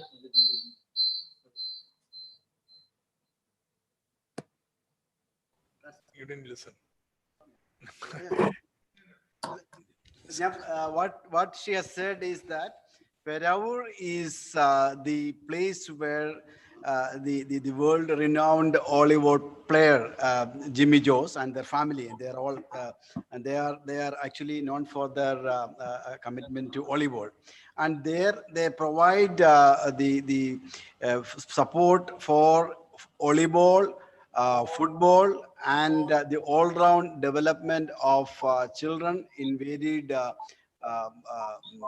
sport activities, including martial arts. So that is what the president said. Gram Panchayat President. നിങ്ങളുടെ ഇടപെടലിന്റെ പ്രത്യേകതയായിട്ട് എനിക്ക് തോന്നിയത് കുട്ടികളുടെ വ്യക്തിത്വ വികസനത്തിലാണ് കൂടുതൽ ഊന്നല്. Your personality development of the children, that is the focus of your intervention. Now, has there been any visible impact upon the children, and do the parents appreciate it?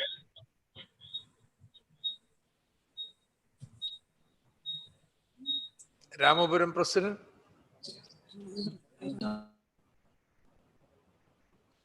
Minister ചോദിച്ചത് ഈ രാമപുരത്ത് നിങ്ങൾ നടത്തിയ വലിയ പ്രവർത്തനങ്ങളുടെ ഫലമായിട്ട് എന്തെങ്കിലും ഒരു വിസിബിൾ ആയിട്ടുള്ള ഇമ്പാക്റ്റ് ഉണ്ടോ, അത് പേരൻസ് എത്ര കണ്ട് അപ്രീഷിയേറ്റ് ചെയ്യുന്നുണ്ട് എന്നാണ് ചോദിച്ചത്. രാമപുരംകാരോടാണ്.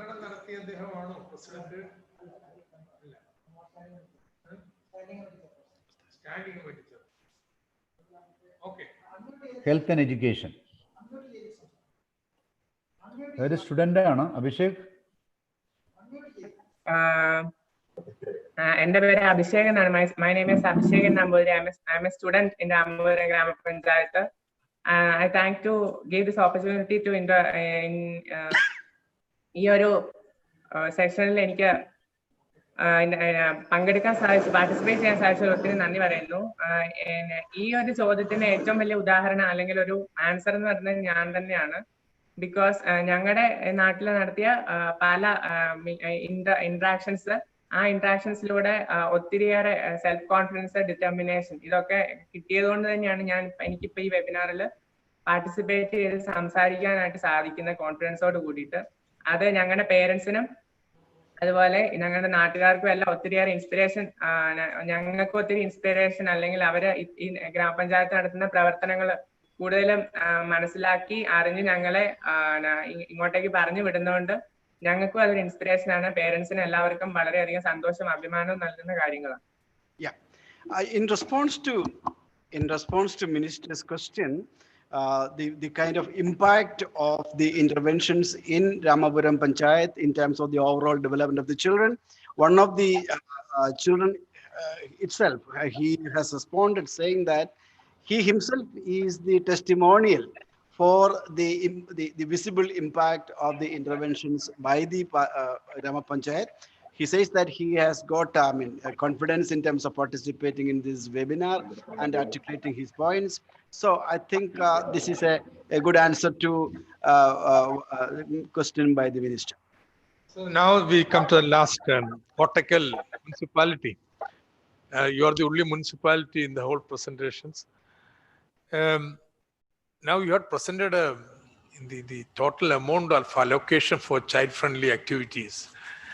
And I found it has been increasing by some 25% every year, from less than 1 crore rupees to nearly 5 crore rupees.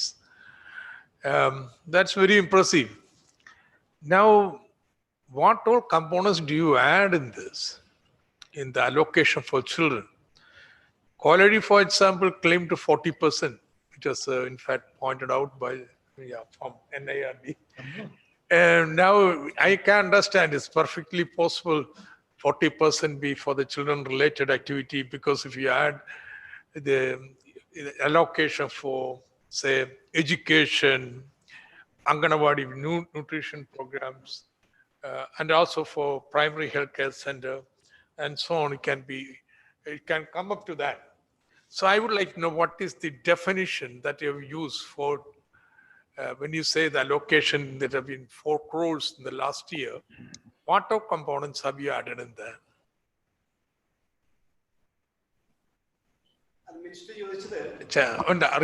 You're speaking English. Yeah, fine. Chairman, സംസാരിക്കാം. Unmute ചെയ്തിട്ട് സംസാരിക്കാം. Unmute ചെയ്തിട്ട് സംസാരിക്കാം. Unmute ചെയ്തിട്ട് സംസാരിക്കാം. Unmute ചെയ്തിട്ട് സംസാരിക്കാം. Unmute ചെയ്ത് സംസാരിക്കൂ. Unmute ചെയ്ത് സംസാരിക്കൂ. ആദ്യമായി സംസാരിക്കാം. Unmute. മനസ്സിലാകുന്നില്ല. ആരോടില്ല അത് സഹായിക്കാൻ. Unmute ചെയ്യണം.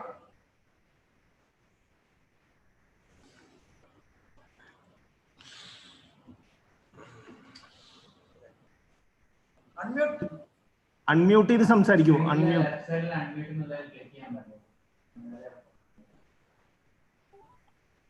ഇവിടെ നന്മ കിട്ടി കൊടുക്കണം. നമുക്ക് എനക്കത്തില്ല. ആ മൈക്കിന്റെ സിമ്പിൾ ഒന്ന് അൺമ്യൂട്ട് ചെയ്താൽ മതി. ആ മൈക്കിന്റെ ഒരു സിമ്പിൾ കിടക്കുന്നില്ല, അതൊന്ന് പൊത്തിയാൽ മതി. മനസ്സിലായില്ല. ആ മൈക്കിന്റെ സിമ്പിൾ മൈക്ക് അൺമ്യൂട്ട് ചെയ്തോളൂ. ലെഫ്റ്റ് സൈഡിൽ കാണുന്നു. കണ്ടോ? ആ മൈക്ക് അൺമ്യൂട്ട് ചെയ്യണം.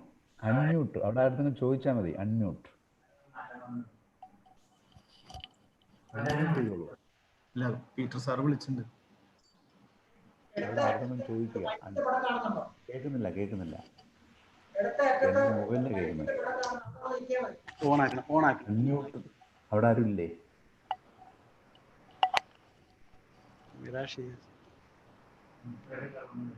ഒരാട് വേണം. Rashid sir.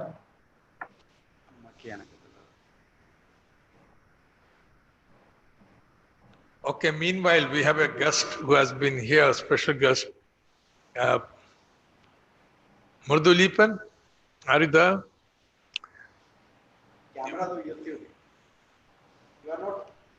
You want to say a few words? Just lift your camera.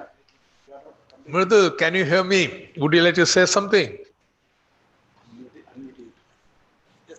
Yeah, can you hear me now? Yes, I can hear you now. Yeah.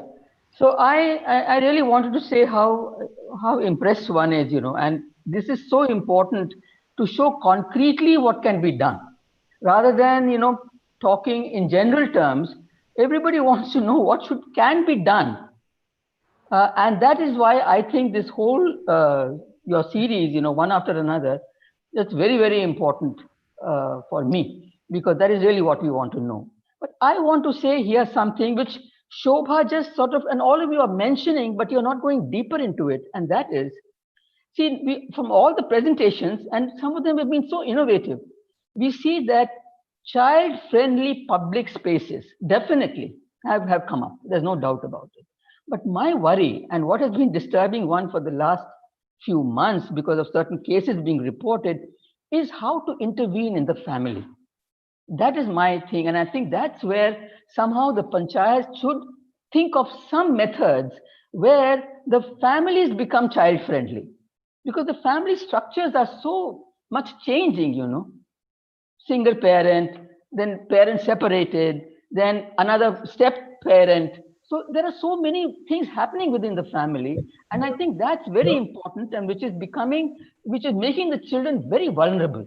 So outside, they're having a good for themselves, but inside the families, I think it's very important for us to intervene. That's what I really wanted to say, because there is something which has been very, very disturbing in the light of certain recent incidents that have been reported, about abuse of children. So I think that's very important. So, and thank you very much for giving me this chance. And I think it's wonderful. You should go once, each time something concrete should be shown to the world. Okay, thank you. Hello, sir. Yes, Kottakkal Municipality. Sir, ഞാൻ KM Rasheed, ജനകീയ ആസൂത്രണകാലം മുതലുള്ളതാണ് മിനിസ്റ്റർക്ക് അറിയാം. ഞാനിവിടെ കോട്ടക്കൽ മുനിസിപ്പാലിറ്റിയിലെ vice ചെയർമാനാണ് local planning കമ്മിറ്റിയിൽ. ഇവിടെ നമ്മൾ ചെയ്തത് എന്താണ് സാർ? മിനിസ്റ്റർ നമ്മുടെ ചെയർമാൻ ഇപ്പോൾ ഇനോഗ്രേഷൻ പോയതാണ്, അതുകൊണ്ടാണ് ഇപ്പോൾ പോയിട്ടേ ഉള്ളൂ, ഇതുവരെ ഉണ്ടായത്. അപ്പോൾ നമ്മളിവിടെ സർവീസ് സെക്ടറിനാണ് ഏറ്റവും കൂടുതൽ പ്രാധാന്യം കൊടുക്കുന്നത്, പ്രത്യേകിച്ച് ഭരണസമിതി. അതുകൊണ്ട് ഇൻഫ്രാസ്ട്രക്ചറിൽ നമ്മൾ കൊടുക്കുമ്പോൾ നമ്മൾ റോഡ് മേഖലകളിലൊന്നല്ല നമ്മൾ അധികം ചെയ്യുന്നത് സർവീസ് സെക്ടറിലാണ്.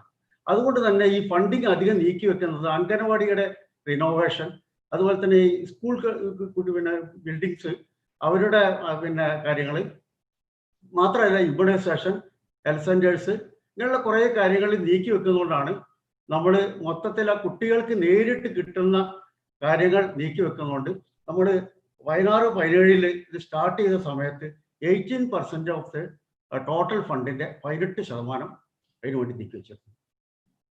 അതാണ് അതിൽ കൂടുതൽ എമൗണ്ട് അങ്ങനെ വന്നത്. പക്ഷെ ഓരോ വർഷവും നമ്മൾ കൂടി വരികയാണ് ചെയ്യുന്നത്, കുറേയല്ല ചെയ്യുന്നത്. അത് ചെയർമാൻ പ്രത്യേകം താല്പര്യം എടുക്കുന്നതാണ് ഇതിനു വേണ്ടി. കുട്ടികൾക്കും അതുപോലെ തന്നെ സർവീസ് മേഖലകളിലേക്കും കുട്ടികൾക്ക് വേണ്ടി നീക്കി വെക്കുന്ന ഒരുപാട് കാര്യങ്ങളുണ്ട്. അതുപോലെ ഇവിടെ പ്രസന്റേഷൻ സാർ കാണിച്ച് കണ്ടിരുന്നു. അങ്ങനത്തെ കാര്യങ്ങളൊക്കെ പാർക്കുകളുണ്ട്, ഹെൽത്ത് സെന്ററുകളിൽ പ്രത്യേക അതിനുള്ള സൗകര്യങ്ങൾ ചെയ്തിട്ടുണ്ട്. അതിലൊക്കെ ഒക്കെയാണ് അങ്ങനെയുള്ള ഫണ്ടിങ് പ്ലാൻ ഫണ്ട് നീക്കി വെക്കുന്നു. അതുകൊണ്ട് തന്നെ 32 പ്രോജക്ട്സ് 17-18 32 പ്രോജക്ട്സിലാണ് 30% അതിന് വേണ്ടി നീക്കി വെച്ചത്. പക്ഷെ അങ്ങനെ വന്നപ്പോൾ ഇപ്പൊ ഏറ്റവും കൂടുതൽ 52 വരെ എത്തിയിട്ടുണ്ട്. 52% വരെ എത്തിയിട്ടുണ്ട് സാർ. അപ്പോൾ മൊത്തം ഇതിൽ ഫണ്ടിങ് വരുന്നത് എങ്ങനെയാ വെച്ചാൽ സ്കൂൾ കെട്ടിടങ്ങൾ, അതുപോലുള്ള പിന്നെ ഹലോ ഒരു ചോദ്യം ചോദിക്കട്ടെ. 52% നിങ്ങൾ എങ്ങനെ 30% പ്രൊഡക്ഷൻ സെക്ടറിന് വെക്കണേ? DPC എങ്ങനെ അംഗീകരിച്ചത്? അല്ല സാർ, അങ്ങനെയല്ല. നമ്മൾ ഈ കുട്ടികൾക്ക് വേണ്ടി കിട്ടുന്നത് പ്രൊഡക്റ്റീവ് സെക്ടറിനും സർവീസ് സെക്ടറിനും എല്ലാം അതില് കൺസെപ്റ്റ് ഇവർക്ക് കിട്ടുന്നു എന്നുള്ളതാണ്. Excellent. That is precisely what should be done. You see, I hope those who don't understand Malayalam, the Vice Chairman has been saying that they have been focusing on the service sectors and particularly activities related to children, education, renovation of Anganwadis and so on. And that's one important reason why there's, projects which in some way would be linked to children have been rising. Now it is 52%, not just 40%, 52%. Of course, almost all projects in the education sector, Anganwadis, and you are saying, see, they have to allocate 30% of the plan funds for production-related activities. So now the children activities also will be linked to production, particularly say kitchen garden and so on and so forth, so that even the money which is allocated for the production projects would in some way be also linked to children. So children have been the focus of Kottakkal municipality. That's their choice. That's the choice. And you have some other panchayat who are going to give much more attention to geriatric care, and Kerala is shifting to that. And beauty of decentralization is that it gives the freedom for local people to choose, and they have made this choice. I am happy to be here this evening to hear that, because I find here the panchayat exercising their freedom of choice. It's not something that is, say, regulator from above, you spend for this for send for that, and so on. No. Here are now local governments who are bold enough to make their own independent choice of how much to allocate for different sectors. I think we are to close now because we have already extended. If you permit, I think I have one question to Minister, sir. Can you permit, sir? Yeah, please. This is Kadrisan from NIRD, sir. I think this year, I think the 15th Finance Commission already given the guidelines 2 days before they circulated the guidelines, sir. I think in the 15th Finance Commission already 50% is tied funds going to sanitation and other things. Something. What will be the overall impact, sir? In the overall impact in the local bodies, this 15th Finance Minister will be having some views, and I would like to listen from you, sir. For Kerala, it is terrible. Okay. In fact, this is the supplementary memorandum that we have submitted to the Finance Commission. See, states like Kerala, where they have very long tradition of planning and total freedom for local government to choose. Now, if you put the Finance Commission's 50% has to be for sanitation, You're infringing upon the freedom of the local government. You should not do that. In fact, it creates a lot of problem for state planning, the planning in Kerala. Because, our devolution consists of three components. One is the grant from the state government. Second is the devolution of the Union Finance Commission. And first is the grant from the State Finance Commission. Second is the grant from the Union Finance Commission. And then we have certain tied loans from World Bank and so on, explicitly for local government. Now, each source of finance is going to impose their own criteria for allocation of funds. Local level planning will become impossible. So this recommendation of the Finance Commission is totally retrogressive. They don't understand how things are going on at the local level, you see.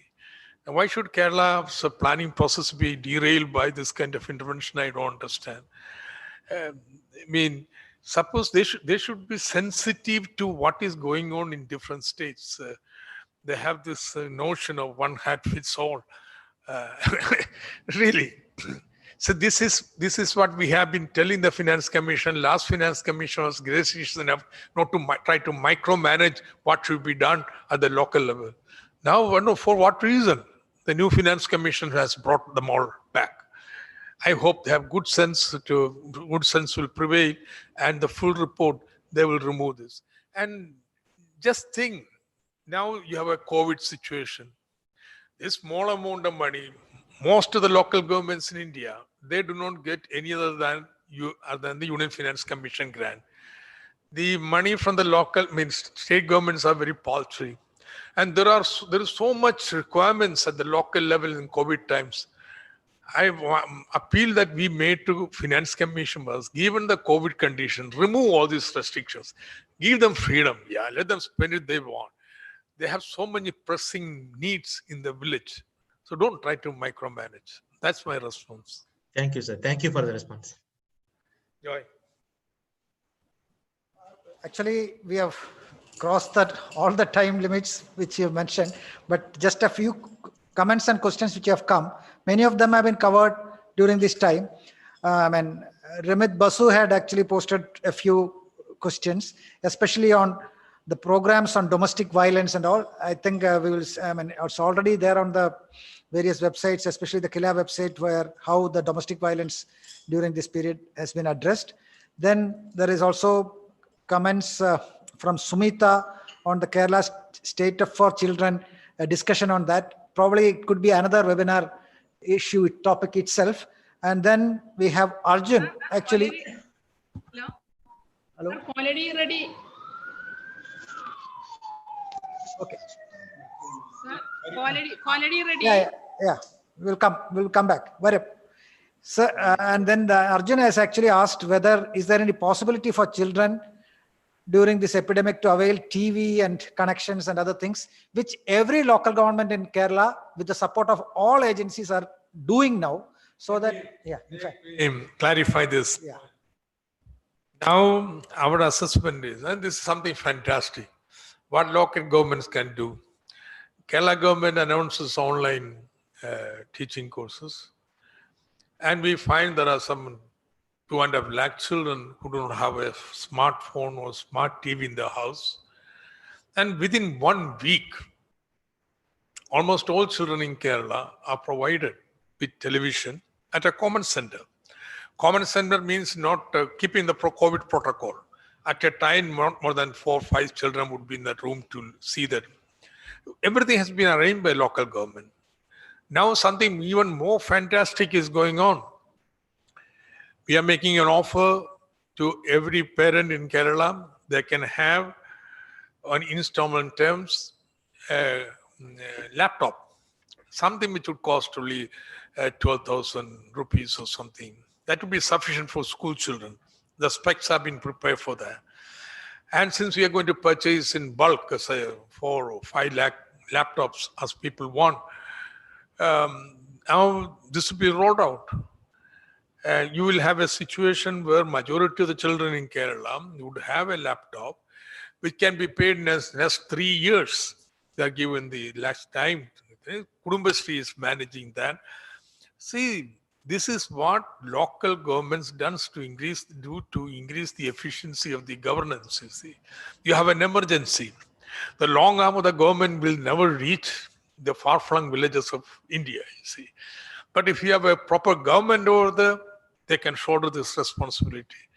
So when you ask this question, yes, this is I think a very important example of how local government intervenes in a situation and provides for the emergency. A couple of comments also on the age, especially children now means up to 18, and hope you already heard that the Gram Panchayat is mentioning that it is not just 0 to 3 or 6, it's up to 18, and you have also seen the visuals where, I mean, up to 18-year-old children are also participating. This was posted by Akhila, and of course she had also mentioned about the need for addressing second generation issues like mental health, substance abuse and all. A few of them have been already addressed in these presentations also, but others are also doing. There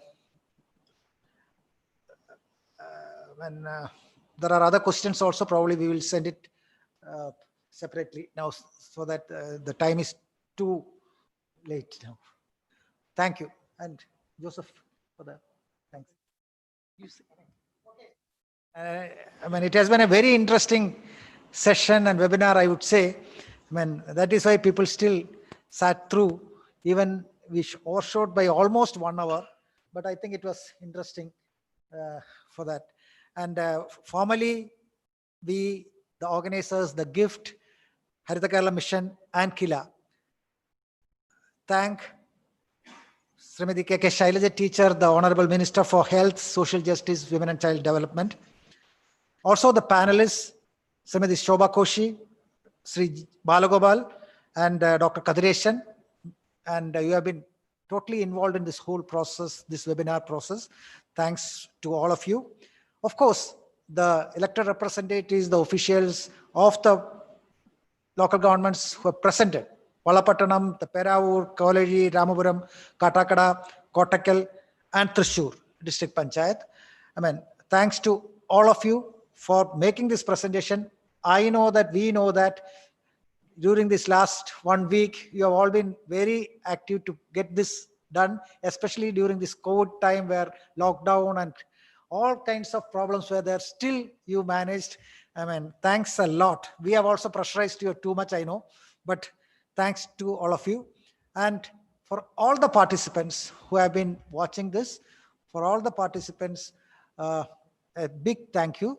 And then the team which worked behind in GIFT, in Haritha Kerala Mission, and of course the IT team in Kila and the Child Resource Center in Kila, where Dr. Peter Raj and his team have been, literally working day and night, and the young team who have been preparing, supporting him in Kila. Thanks to all of you. Next week, same time on Saturday, 2:30 to 4:30, we have a session on water and land management of a particular assembly constituency where 6 Gram Panchayats and 2 block panchayats come together and how they work together to work upon long-term results in water conservation and land management. So next week, 2:30 to 4:30, Saturday, I think it is 25th of July. Thank you all. Anything?